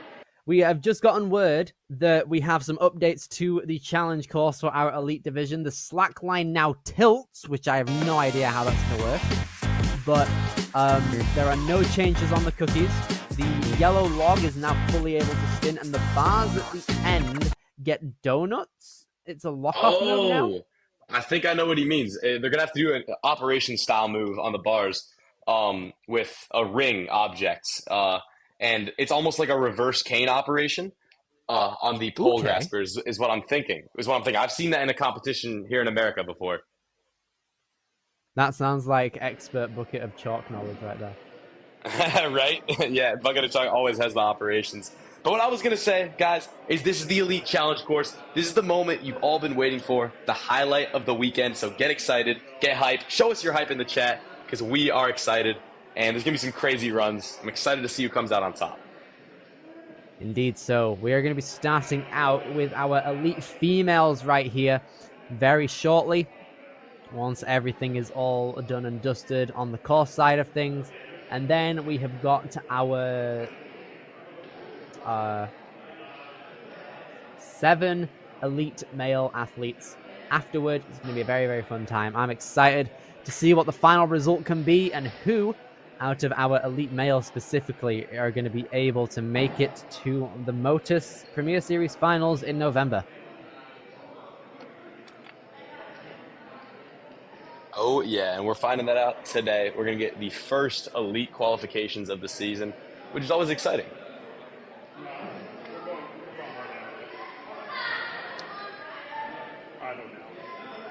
Okay, now then, taking into account all of these course changes, how fast do you reckon this course is going to be beaten by our elite athletes? You know, with the course changes, I might have to adjust my time that I told you for myself. But for the elite athletes, I think I could see a 145. What do you think, Billy? I think that's feasible. 145 definitely has the capability to do so with, I think it's a 3-minute 30 time limit as well, so it's definitely feasible. I think it depends on the efficiency on the cookie. Oh, yeah. It's fine, you carry on. All right, I just think it depends on the efficiency on the Cookie Monster. Making sure you get those grabs first try and then not having a fail anywhere early is going to be important for that. But yeah, what do you think? I fully agree, actually. The cookies are going to be quite the task. A lot of the... I think the slackline is going to be a silent killer as well. We've seen it take out a couple people, made a few people use their retries in the amateur division.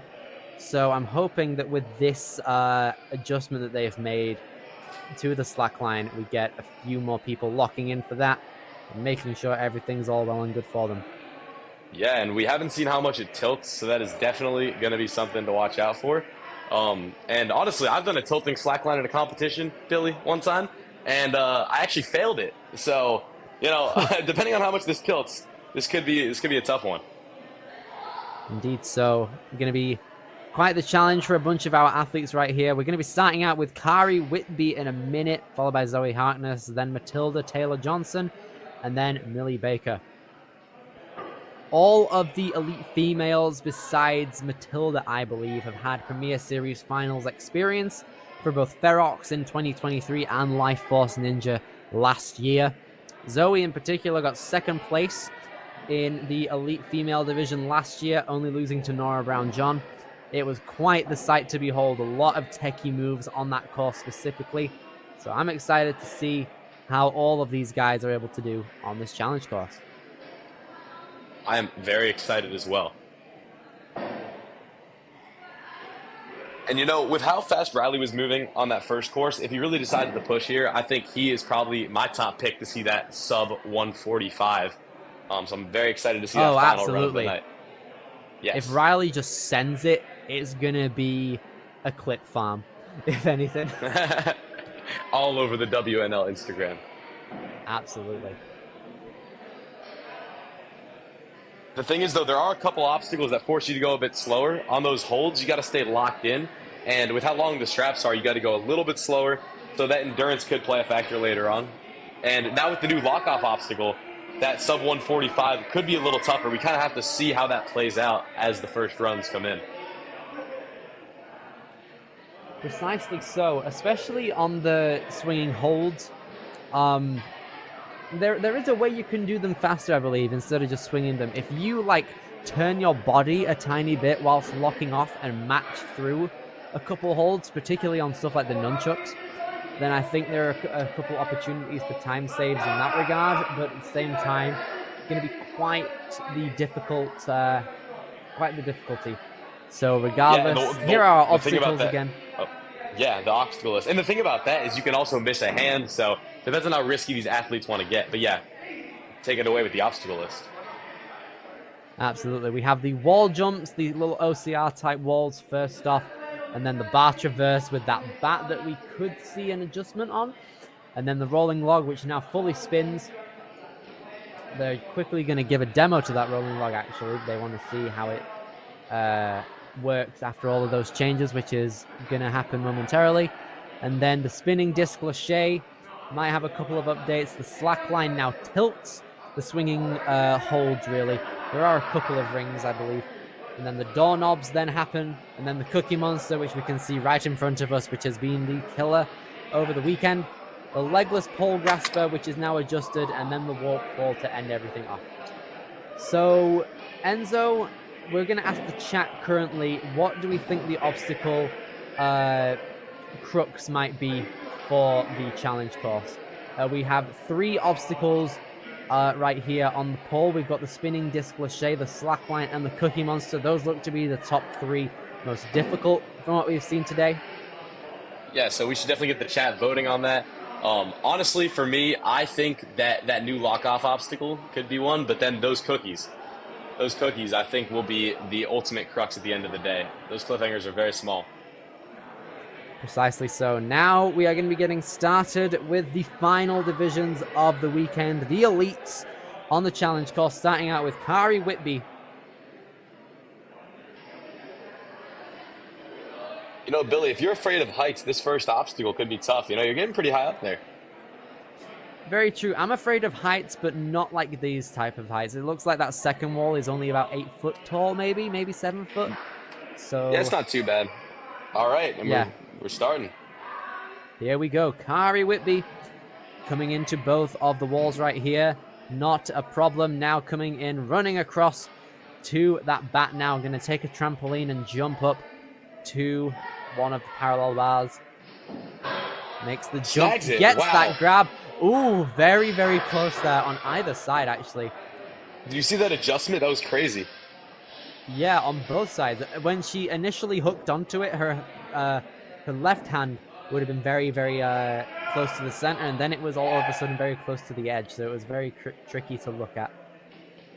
Big run up here. Kari Whitby. Oh! Ooh, that is a okay? very... Oh, no. Ooh. I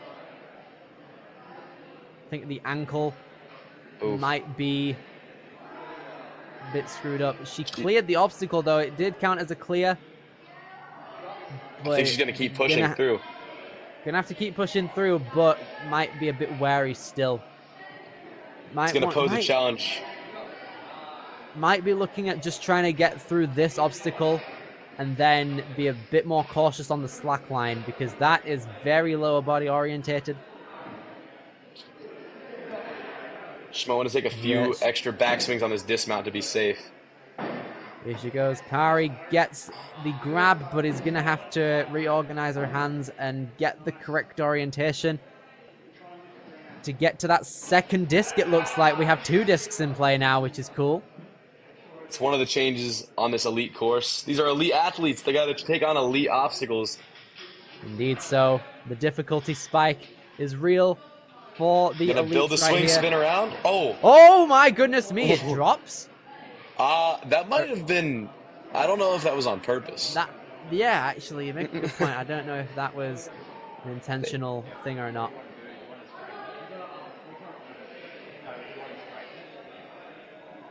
Are we? Might need a screw in again. Might need to properly adjust that if that's not intended.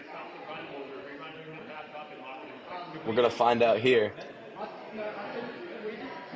If it was supposed to drop, I would expect it to drop when she initially caught it. Yeah, true. Yeah, it's not supposed to happen, it looks like. We're going to have to put it back into its regular place and then re-screw it. We're going to have a rerun from Kari very soon, actually, to make sure she's all well and good. But that ankle sighting, it looks like, after the rolling log was a bit worrying. She did seem a bit grimaced after it. But she just needs to rest up, make sure everything is all well and good for that rerun.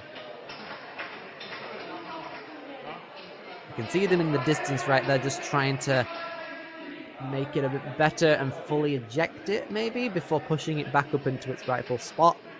I don't know if Zoe Harkness is going to go first, though, before Kari's rerun, or if Kari is just going to be at the end of the elite female division as a whole, so she has more time to rest. We will see.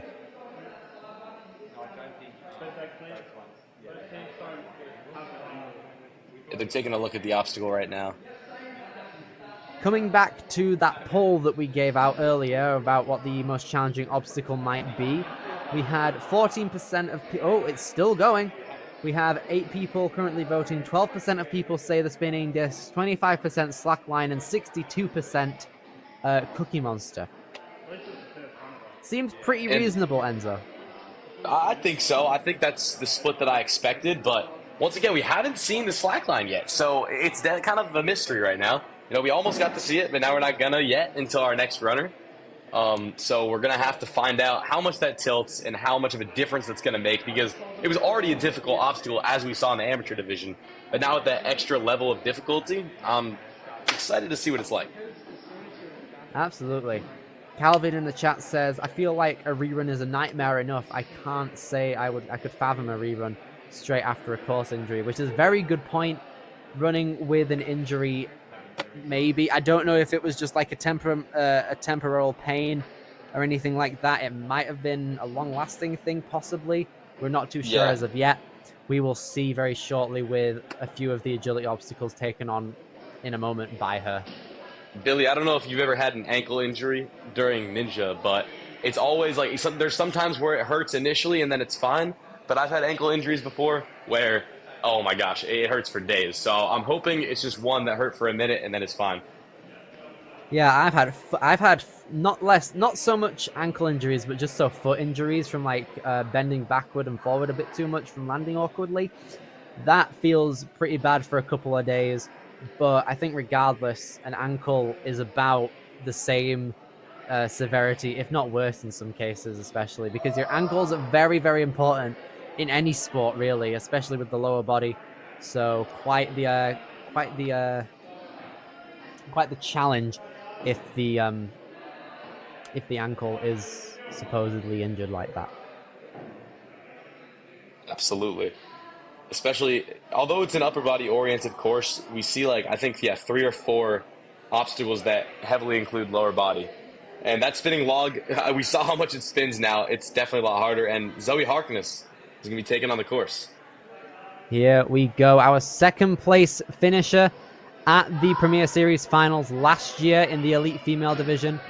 Zoe is going to be coming into this course with a lot of urgency. Knows what expected out of international courses right here. So it looks like she's going to be faring pretty well on here. Very, very big strides in her upper body when it comes to that. Going to take a bit of time. Ready for the spinning log. Just 2 steps it and it works for her. Now moving into the discs, we added an extra one for this division. Here she goes. Going to eye up. Very nice. Oh, we took out the extra disc, it looks like. Okay, that makes sense. That does make sense, yep. And now onto the slack line. This is how it works now. Right, okay. It's like a teeter-totter. Oh my gosh. This center is going to be the hardest part. A teeter-totter slackline is insane, but Zoe Harkness, not a problem at all. That's ridiculously good. Geelong coming in with the innovative obstacles. I love to see it. Absolutely. You can see Zoe now brachiating along through the dangling holds, takes that cannonball and hooks it in. Gonna have to take a lock off for that thicker nunchuck. Nice. And lock off for that disc as well and dismount very nicely. Now she's straight up to the doorknobs right here, looking for one of the top times, it looks like. Zoe is definitely one of the athletes that looks like she can make it back to the Premier Series finals again. I believe it'll be a third time running, I believe, if she were to make it. Which she's definitely on track to do currently. Very nice here. Now she's going to be coming into the Cookie Monster. This has been voted probably the most hardest obstacle for the weekend. Let's see if Zoe is able to lock in for this. Spins it around. Wow. The cookie. That was graceful. Here she goes. Got exactly where she wanted. Now let's see. The second wheel, nice. the second cookie is much harder. Popping along through, trying to lock in the second one as best she can. She's gonna try and take the jump for it. Yes, okay. Okay. Just lets it spin out from above her. Very similar. You go. All you. Okay. Very similar to the padlock move from stage 2 last year at the World Championships. I can't remember if Zoe specifically attempted it, but regardless, she definitely has the ability necessary to get it. Now back to you, Enzo. Yeah, 100%. And if you let those hands go too far to one side, that's where you run into problems. But she's staying centered now. Let's see if she can get it. But just slips out while she's trying to transfer to that cliff. Zoe Harkness, unfortunately, down on the Cookie Monster. A very, very solid run, though, from her. Super, super good effort. Very fast and flowy right before it as well. Resetting the obstacle. First place so far. Next up on the course for our Elite Female Challenge course is going to be Matilda Taylor-Johnson.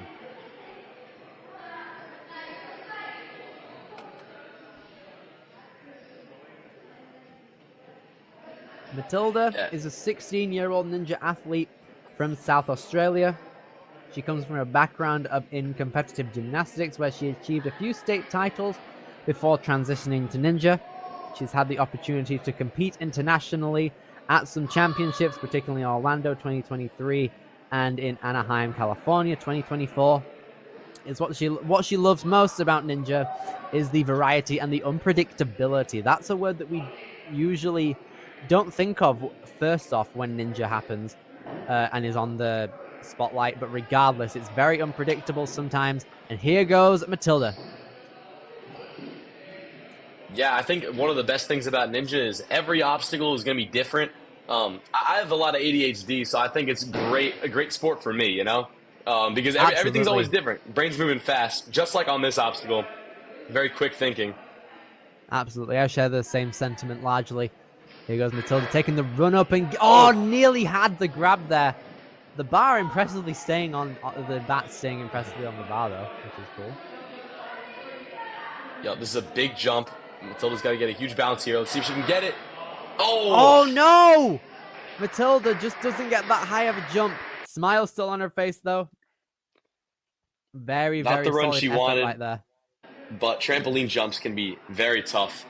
You see the difference from this course and the amateur course. That trampoline jump adds a new layer of difficulty.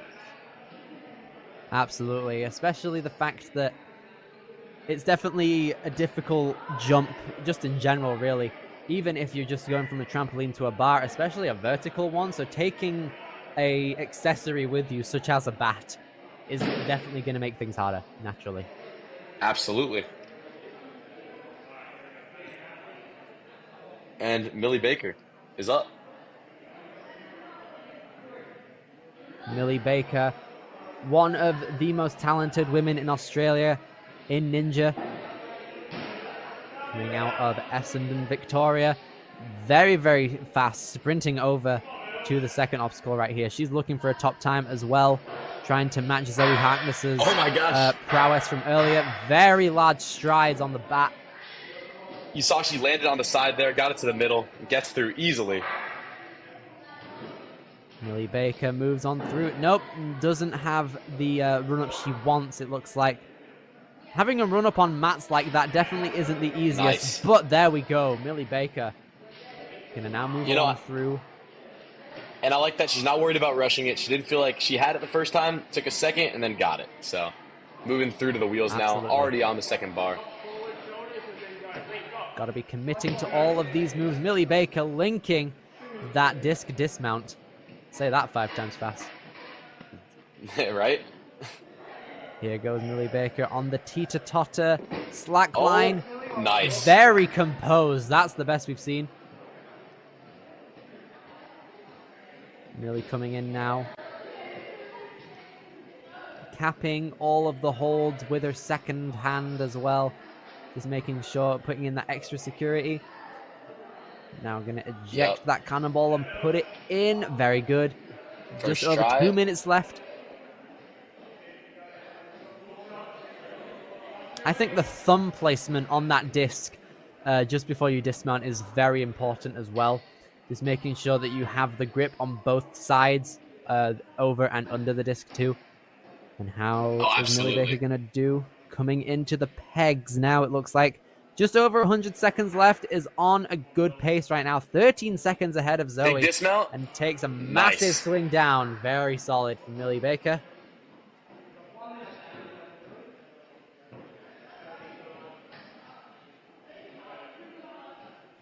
Now then, coming into the Cookie Monster. This has been the crux. Oh, nice hand flip, basically, to get that grab. All well and done there. Moves along into that lache bar, getting ready to go, and sets herself up. Grabs the padlock hole. Now just needs to steer it and keep that cookie steady.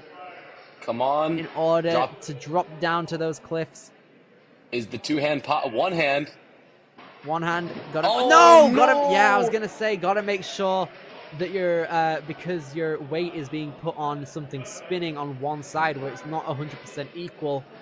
Gotta make sure that the physics behind it are purely in play right here. And if your arms are pumped, you have a lot less control of how the other one's gonna act. So having that one on top, if it sticks to the hold a little bit longer, then it's gonna make it spin away. So let's see if she can get it on the second attempt. So. Gets the first grab without a problem. Time is ticking though, and I think she's wary of it. She's trying her best. She gonna try to dismount? She's got the idea, and it worked for her. Yes, okay. 20 seconds now.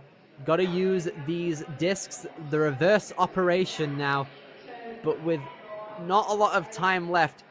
She's eyeing up a dismount. She gonna dismount?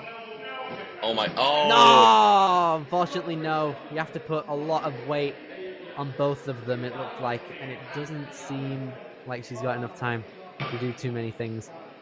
That is going to be it for Millie Baker. Very well done there. Very solid throughout. Super happy about the cookies. And I think she unlocked some new beta there with that skip, not having to go to the cliffs. We saw it at WNL Finals 2025, and I think it will also be happening for our final elite female runner, the rerun, and the rest of the elite male runners. Indeed so. Kari Whitby coming back after a course malfunction now, going to have to perform at her best yet again. Did have quite the scare physically, was grimacing at her ankle right after the rolling log, so we might be looking at a difference when it comes to when it just comes to purely running, especially with the lower body. Running from obstacle to obstacle might be a bit more difficult. Hopefully the ankle isn't that bad after a bit of time to recover. We'll definitely see as she takes on this first obstacle and the rest of the balance obstacles, and hopefully the spinning log isn't too in her head, because she knows she can clear it. She did it, so. Indeed, so here she goes, moving along through the first two walls and is running over. Looks like she's able to take that impact pretty good, so hopefully that means good news for the ankle. Big jump here. Nice. Gets the grab a second time. Is not wasting any moments whatsoever to get down safely. Very nice. Kari, scene of one of the crimes, gonna take it in a Oh, stride. did she get it? Ooh. Did she get it? I think that was a clear. All right, All right. yep, she's fine. Hopefully You her can see ankle is okay still. She basically did a dive roll, but no part of her touched the black, so she got that easily, moving into the wheels now. Absolutely. Worked well for her. Still moving through these obstacles now. Kari going to be coming in to that disc very straight ahead. Good disc Good now. stuff. Now then, made it further than she did. This is going to be the run that counts for her.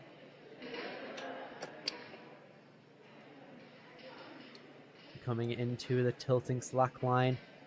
Gotta be careful. Tipping point in the middle. Tightening up the core. Very nice. I think once you've gone over that middle part, it's quite easy.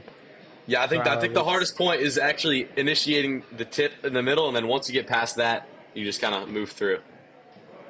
You could just jump down if you really wanted to at that point, if you felt confident enough. Yeah, just send it. Maybe we'll see someone do that, but Kari is moving through. Hooks it in. Very good now. 100 seconds as she makes her way over to the final part of the swinging holds, as she's now starting to get a bit pumped. I think the fatigue of doing 2 runs back to back is kind of getting to her at the minute. Hopefully she still has enough strength in the tank to get through the rest of these obstacles. She's moving through the doorknobs onto the pegs. There's a little bit of a nicer grip for the hands. You can see her trying to take some deep breaths now. The fatigue definitely starting to set in, it looks like. But she's still moving through quite powerfully. But it's also very calm at the same time. Knows where she has to recover and rest. Very nice skip there as Kari is now making her way over to the Cookie Monster.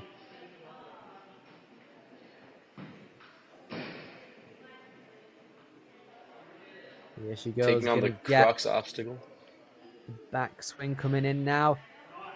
I think that's the strategy.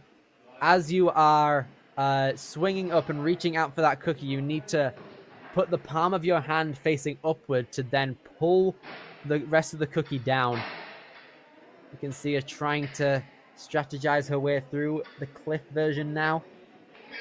Oh, you see the grimace on her face. Oh my goodness! She's got it. She's got the grab. Get there. Very happy about it.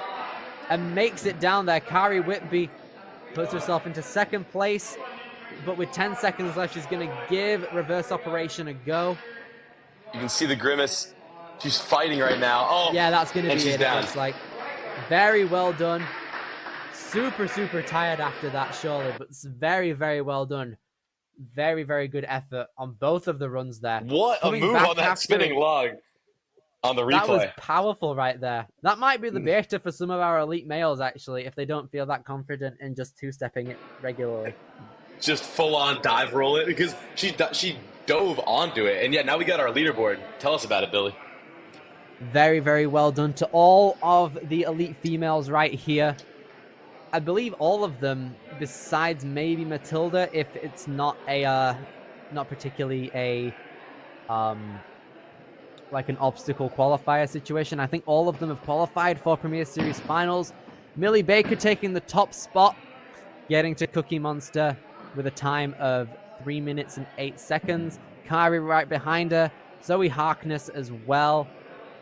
And then Matilda Taylor-Johnson down at the bottom there. Very well done to all of the athletes right there. Super, super impressive from all of them right here at Geelong Ninjas. And we are going to be swiftly moving into our final division of the weekend, the Elite Male Division.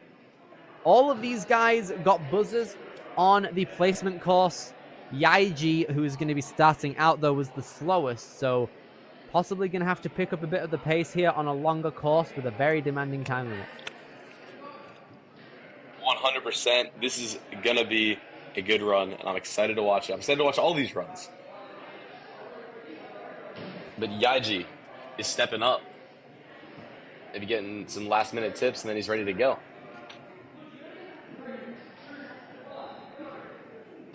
And here he goes. Takes a massive jump straight away in order to get a fast maneuver throughout the first two walls, and now Yaiji is going to be coming in to He just gave Bartek. someone in the crowd a thumbs up and moving through quick. Very well done now. Taking a bit of time to iron himself up on the log. Oh, is that going to be a retry? Yeah, tapped. It looks like the foot tap, yeah. On that second step, it looked like his left foot might have tapped down, but he's got to stay a little more centered, and maybe he should go for that dive that we saw earlier. Nice. Very solid. That is the way to do it. Yep. The more speed into it, the better, I would say, because less chance of slipping off that very spinning log. Yaiji Shen coming in now, gonna force through some very powerful swings in order to make his way over to the tilting slack line. Taking a bit of time to carefully plan through his ways of going about it, talking through it, it looks like as well. Yaiji.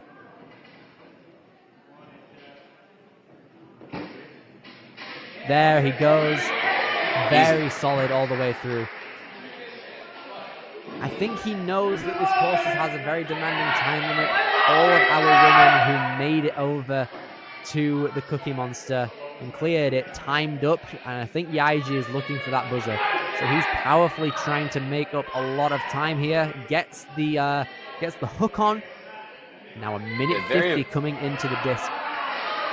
I'm very impressed with all the athletes' precision on that hook. I mean, we're seeing everyone get it first try, especially the pace they're moving at. Very impressed with that. Moving straight into the doorknobs as well. Yaiji is going to be coming into the pegs now. Maybe he's only looking at getting one. Okay, skips two there. This gives him a great opportunity to get a nice skip. Very good. One move is all he needs. I'm still looking for that 0 moves on the pegs. If any of the athletes are listening right now, I want to see someone just full send it. It's definitely possible, surely. The swing seems very doable for an Elite Ninja standpoint. Now Yaiji is going to be coming into the Cookie Monster, eyeing it up. He's got a minute left, so if he's able to get this obstacle first time, I think we might be looking at our first clear, Enzo. I think so as well. Let's see how this goes. Get those hands centered. Gonna be steering it, maybe? Or eyeing up I think we're going for the dismount. Here we go, the His skip. hands are a little bit high. And he gets it! Falls forward. Works for him, battered and bruised. What a move he got, though. Here he goes. Yaiji, 30 seconds left. Gonna have to put on a lot of pressure on those discs in order for them. Very solid moves this late in the course is very good. He's moving. There he goes. He's going to be running over to the wall. Yaiji, only 12 seconds left. This is going to be a tough one. Oh, it's a tall wall. They've got the mega wall to end on. That's wild. That is insane. Wow. Still a very incredible run there from Yaiji Shen, setting the standard for all of the elite males here. Nice redemption on that log early on. Very good skips all around the block. Man, just that that mega final wall, though. Yeah, that's a new layer. Is that 18 feet, Billy? Do we know? It looks 17, 18, I think, probably. Yeah, it looks at least 16 for sure, but that's a tall wall, and it looks slippery. So you gotta have the right shoes. We saw people slipping on the spider wall earlier, so they're gonna want to be a lot more mindful of maybe some dust on their shoes or how grippy they were. And if you didn't bring your good ninja shoes today, you're gonna be regretting it now because you got a tall wall at the end. Pretty much. Now then, Cooper Janes is going to be next up on the course. I'm very excited to see how our Cooper is able to do here. And he is off. Cooper is moving through. Taking a bit of time in order to set himself up for the bat. Very nice. Using that momentum that he had from the jump and continuing it through the bar is paying off for him. Cooper is 5'3", so that's a big jump, and he was able to make it look easy. Through the spinning log, he got it. That's fine. That's completely fine.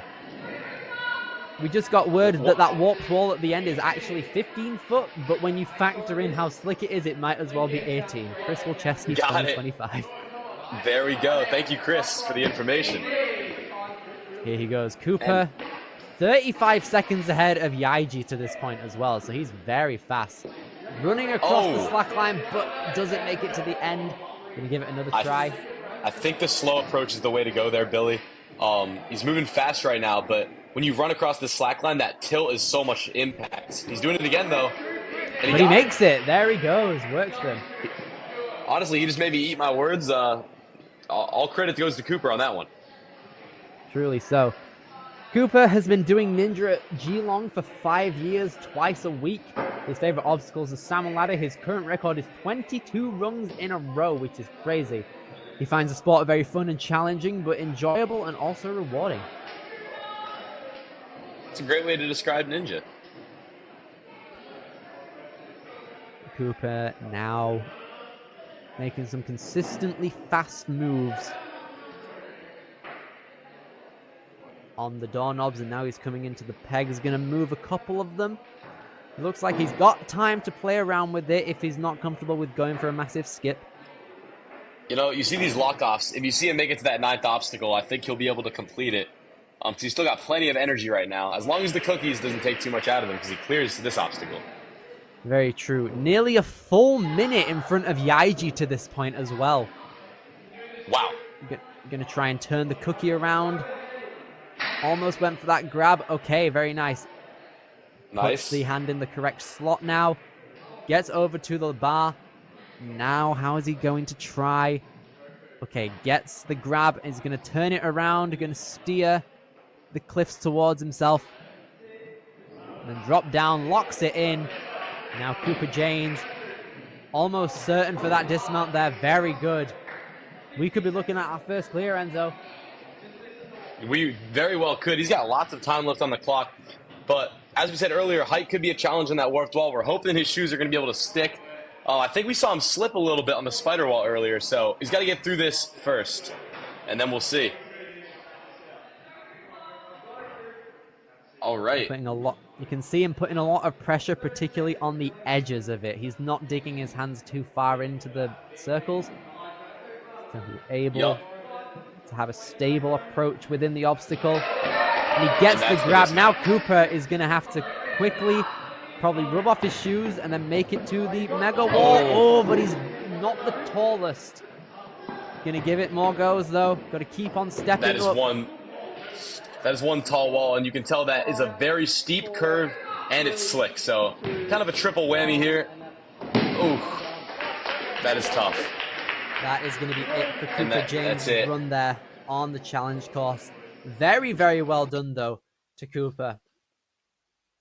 Very well done. We're seeing a replay. Good save on the spinning log. Completed the Cookie Monster. And then that warped wall.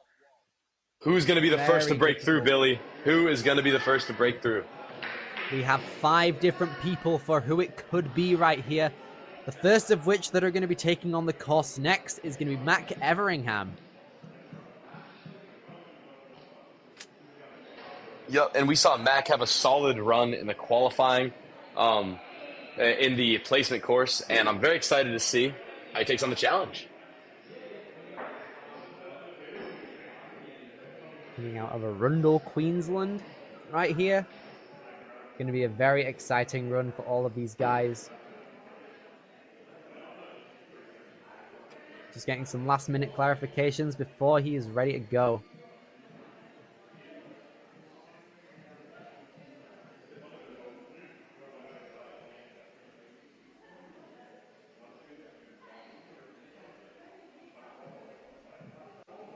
Quickly setting himself up. We're now getting into the best of the best ninjas from the weekend out here in the Elite Division, and he is moving very, very fast.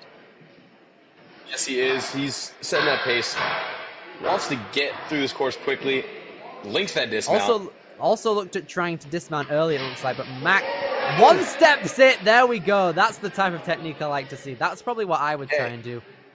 I think same. And you saw him look back to the judge, but no, it was clear. Oh, full link. Full length. There we go. Mac not taking any chances at the minute. Just going through.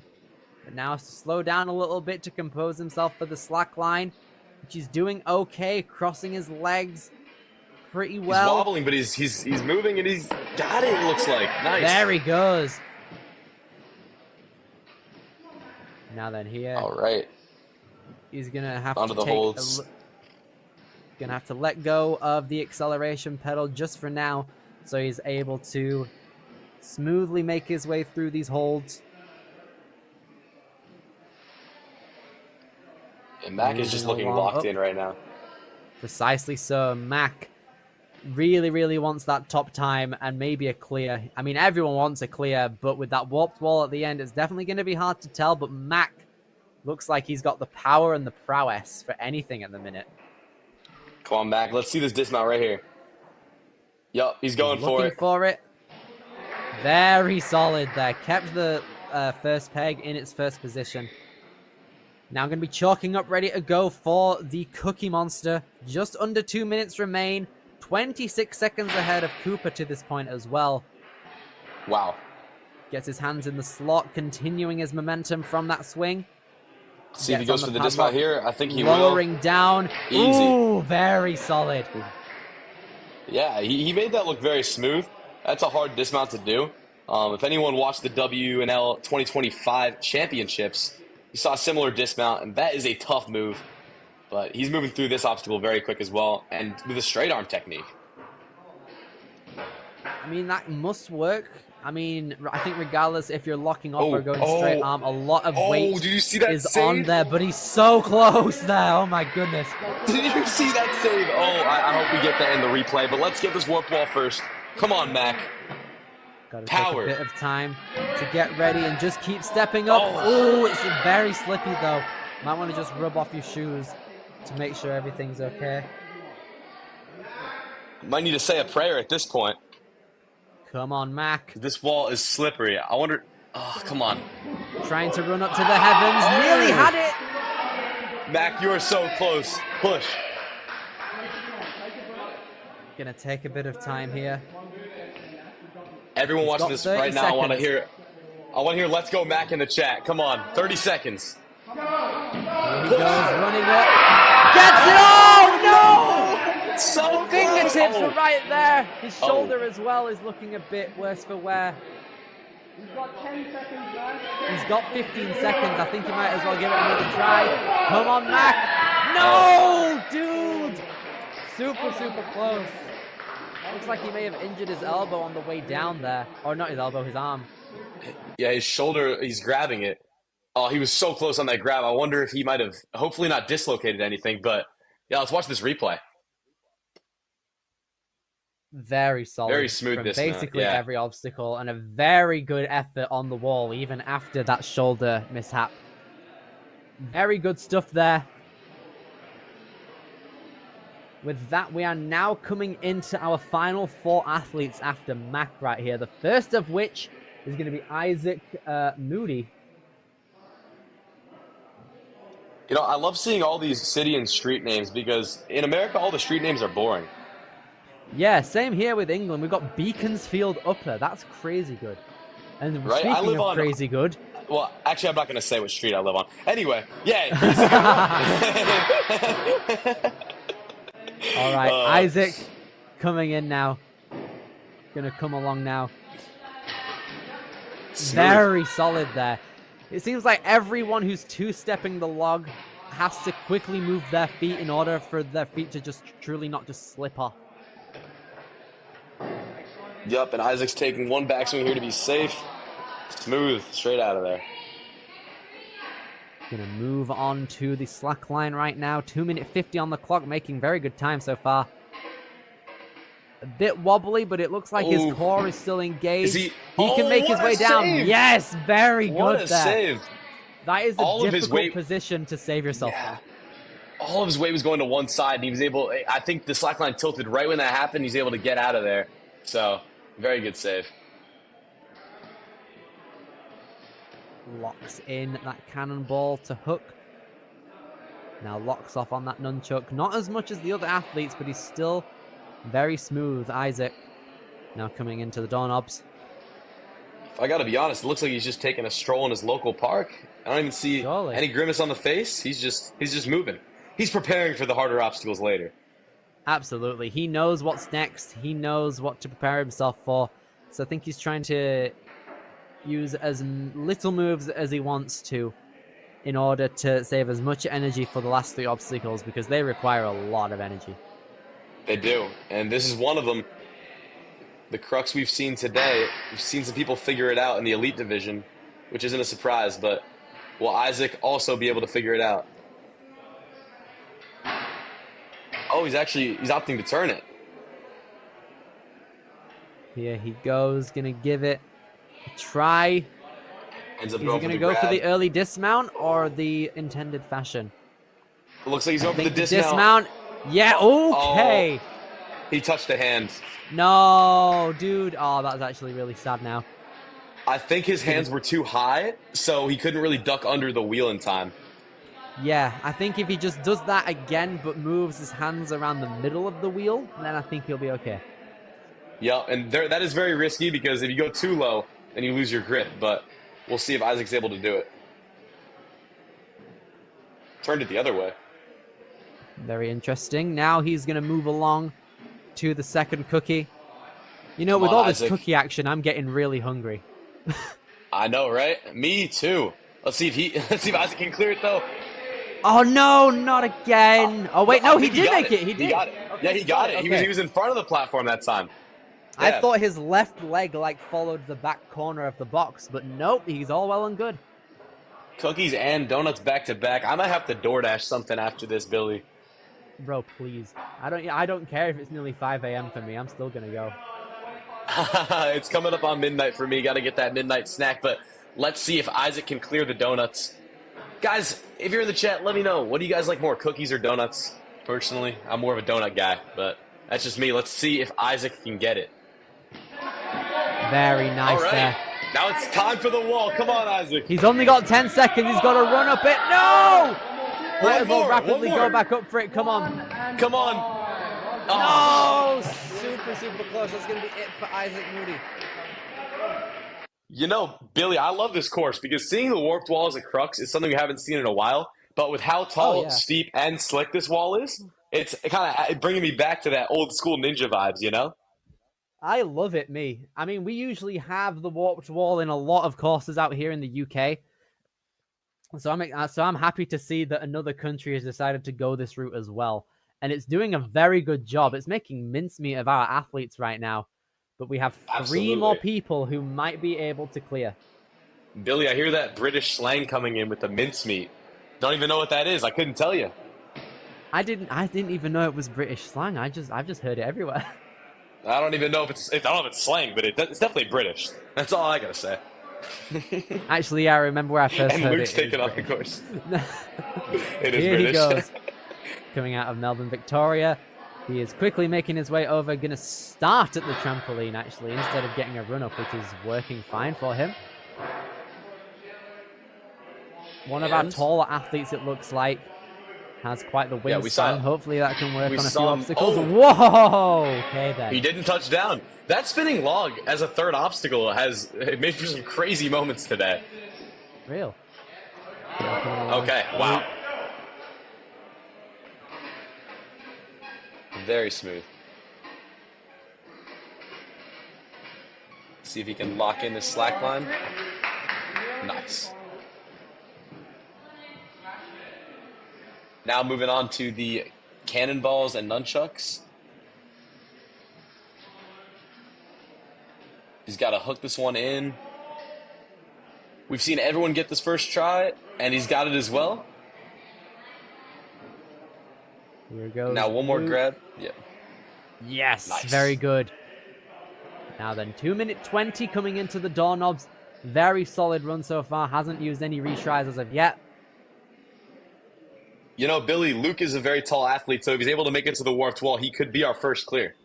That's a very good point, actually. We could be looking at him right now. But he's got to make it there first. first, and there's some tough obstacles in the way. Very nice skip there. The first of those really, really tough obstacles is going to be the Cookie Monster right here.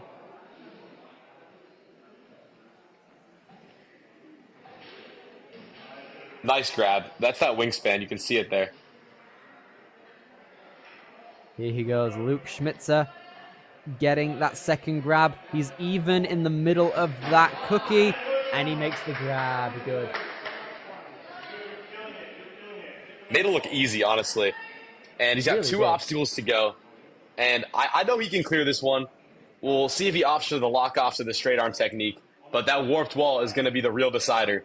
And if Luke can get that, he'll put himself straight into first place. So, let's Here see. he goes, putting more pressure than anything on the edges of those donuts. You saw it slide out there when he didn't have enough pressure, and that's the danger of this obstacle. But he's just dismounting. He doesn't want to worry about that. It really shows how sensitive they are to weight. But now Luke is going to come in, wipe off his shoes. He's very tall, so we have a very high chance of our first clear right here. Got to wipe off his shoes. 45 seconds left. Luke Schmitzer. He's got the Nike. Come on. Here he goes. He Gets gets it! it! There we go! Luke Schmitzer, our first buzzer on the challenge course at Geelong Ninjas in the Elite Division. Absolutely mental. Yeah, and with only 2 runners to go, that's going to guarantee him a qualifying spot. And our first elite male full clear. Awesome to watch. Very, very good stuff there from Luke Schmitzer. You can see him very happy. There's Jaiji from earlier and the rest of the team out there at Geelong Ninjas.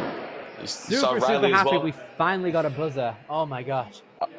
I know, right? That warped wall was taking them out left and right, but Luke pushed through. And I have a feeling these last 2 runners are also going to be able to push through. And it's going to be a matter of time, efficiency, and at the end of the day, that warped wall, if you can make it up to the top. All right then. Our penultimate competitor of the weekend is going to be Ty Beadle.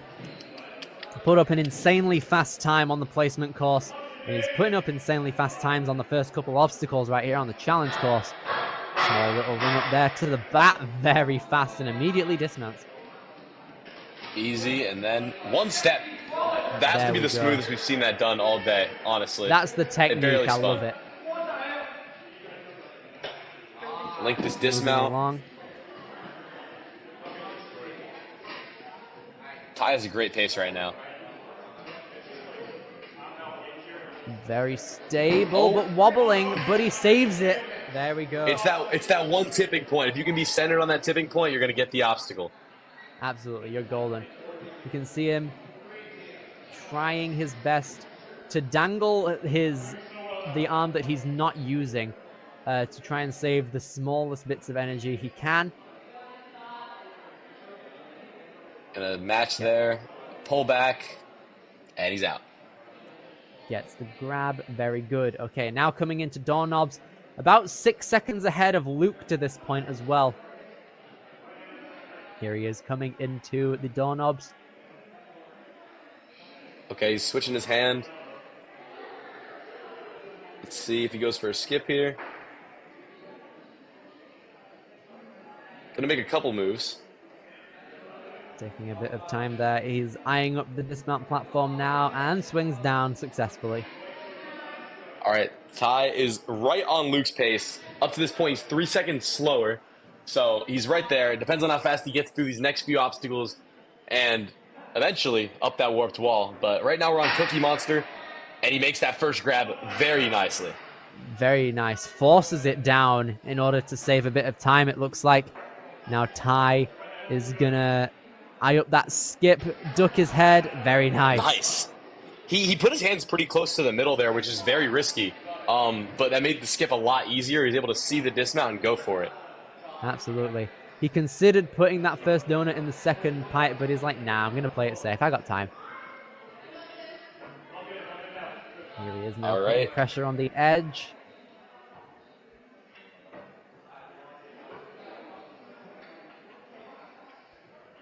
Forcing it down. Keeping Nice it in work. place. Nice. Yes! Nice. Okay. All right. Just under a minute. He's going to quickly force himself up that mega wall, but no, okay. He's going to want to wipe his shoes. He's got a lot of time to try his best here. Moving along. Oh, fingertips away now.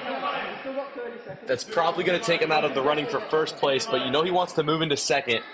So he's going to really try and go for it. He's maybe got time for 2 more attempts. Yes, exactly. 25 seconds now. Really has to motor up there and keep up. Oh, no! The closest one yet. He just Surely. He needs to center himself and go for it. Here he goes. Just power up through. Oh, but you can feel he's starting to... Yeah, he's finished now. Oh, very, very close there from Ty Beagle. The slide down the wall at the end. And then the replay. The nice save on the slack line. That went crazy good there. It did. And that dismount on the cookies, one of the cleanest ones we've seen so far today. And, you know, our final runner is Riley Hume. Ooh, and this is your boy right here. Yeah, I think we might be looking at another clear. He put up an insanely fast time on the placement course, showcased his incredible, like, brute strength right there on that placement course. And he is, you know, he's going to be challenging it and channeling it for this challenge course right here. Ready for our final run of the weekend right here. Riley Hume coming in. Final run of the weekend. Yeah, and he's moving through quick. I think it's Riley. We already know he's got speed, so it's going to come down to that warped wall at the end. And how efficiently! But oh no, his foot touched down. Take a bit of time, get ready again. Riley Hume Come on. Coming in. One steps it. Right. There we go. It's Even still then spun with that a one lot. step, it was wild spins. Yeah, but he was able to get out of there and links this obstacle. He's shaking it off. That fail doesn't count. It's the great thing about the Premier Series rules. That, I mean, it maybe took away a little bit of time, but he is now able to push through and keep going through these obstacles. And now he's halfway through the course, moving into the holds. This is the technique I was talking about earlier. The locking off is saving a lot of time. Just locking off and then turning and then pulling on through. Riley's confident in his strength and ability. The reason why he's doing it, to save a bit of time as well. It's a perfect storm, if you like. Yeah, and he's actually ahead of Luke's pace, even with that slip up on the spinning log, by only 1 second, but still slightly ahead. So this is going to be a race to the finish for Riley. Inserts the peg backwards, which is nice. Sets himself up for that dismount. Now then, our final attempt of the Cookie Monster. See how he goes for it. Reaches out through to the bar. Riley's probably the guy to go for the skip. Yeah, immediately sets his hands in the middle there, which works tremendously for him. I think he's the only one to do that today. He didn't even move his hands. And his pace is actually insane right now. He's just got to get through these donuts. A little bit of back and forth on where to place them, but it looks like he's locked it in now. Here he goes. Riley putting a lot of pressure on the edge of these donuts. A minute 35. I think he wants to get out of it. It's dangerously low to the bottom, but he gets it. Now then, a minute and a half just under. He's 20 seconds ahead of Riley Hume of Luke Schmitzer to this point. Riley. Billy, it comes down to this. Will he get it? Here he goes. Runs up. No! Okay. Oh, this is going to be close. This is the part of the course now where I think Riley's just getting a tiny bit fatigued. He's going to have to put on the afterburners for this mega wall. He's got to go for it. Come on. Yes! There we go! Riley Hume hits the buzzer at the top. That's going to cement him into first place, joining Luke Schmitzer as the second finisher of the Elite Division. Absolutely insane. Was able to overcome that close call on the spinning log, make it through the cookies super clean, and that second try on the warped wall was all he needed. He grabs it with one hand, pulls up, fastest time of the day, 2:32 for Riley. Legendary. Absolutely legendary. That was one of the cleanest runs I've ever seen from an Australian athlete in any context. Super, super well done. That is going to be it now. We have now completed the first of many qualifiers out here for the Premier Series. We've done the Australian one now. This is your leaderboard right here. These right here are going to be your Premier Series finalists. Riley Hume, Luke Schmitzer, Mac Everingham, and Ty Beadle have all now got their invitation to Missouri for the finals at Motus. All very well deserved of their spots. Oh, 100%. I'll put up great runs. And then this is the amateur female? Yeah, you take it away, Billy. Amateur female division right here. We've got Morel Goyette and Kylie Sanson for the first and second places, respectively. Very, very happy with how they did. That's your elite males again. Super happy with the result that we got out of all of them. We also had more divisions in the amateur males too. Now we're going to go to the elite females first. We have Millie Baker, Kari Whitby, Zoe Harkness, and I believe the other one was the Matilda Taylor Johnson. That was it. There we go. Those four have all cemented their spots into the Premier Series finals now, which is an amazing thing to see. Then we also have our amateur males from earlier. Alexander Robert Cox making it to the warped wall, I believe. Very well done to him, along with Darren Baker and Blake Slater, who have also made it to the finals out in Missouri. Oh my goodness me, we did it. We have now completed one of the many qualifiers. We're going to have another look at what is still to come of the season. Next week, we are going to be heading over to Houston, Texas for Rise at the Warehouses competition for July 26th and 27th. All of the Texas lot are going to be in there throughout all of the divisions. It's going to be great. Moving into August, we have 2 New York qualifiers for the 2nd and 3rd and the 16th and 17th for Empire Ninja Yorktown and ROC City Ninja respectively. We then have our first look at Motus Ninjas, which is going to be our finalist location down in November. They're going to hold their qualifier in a couple weeks on the 9th and 10th of August in Lee Summit, Missouri. And then for the 23rd and 24th, Ascend Obstacle Trainings qualifier will be held in Kingston, Massachusetts, which is going to be a legendary one. September is also very well packed. We've got Jump Twist Ninja in Florida, so a lot of Florida's greatest ninjas, including Enzo Di Ferrari Wilson, possibly, will be taking place on that course for the 6th and 7th of September. Very excited for that one, absolutely. Arc Ninja on the 13th and 14th for the Rocky Mountain region for Longmont, Colorado. And then for the next 2, we hold internationally for Villeurbanne, France for Warrior Adventure Lion, and Fitset Ninja for Edmonton, Canada. Those 2 back-to-back weeks.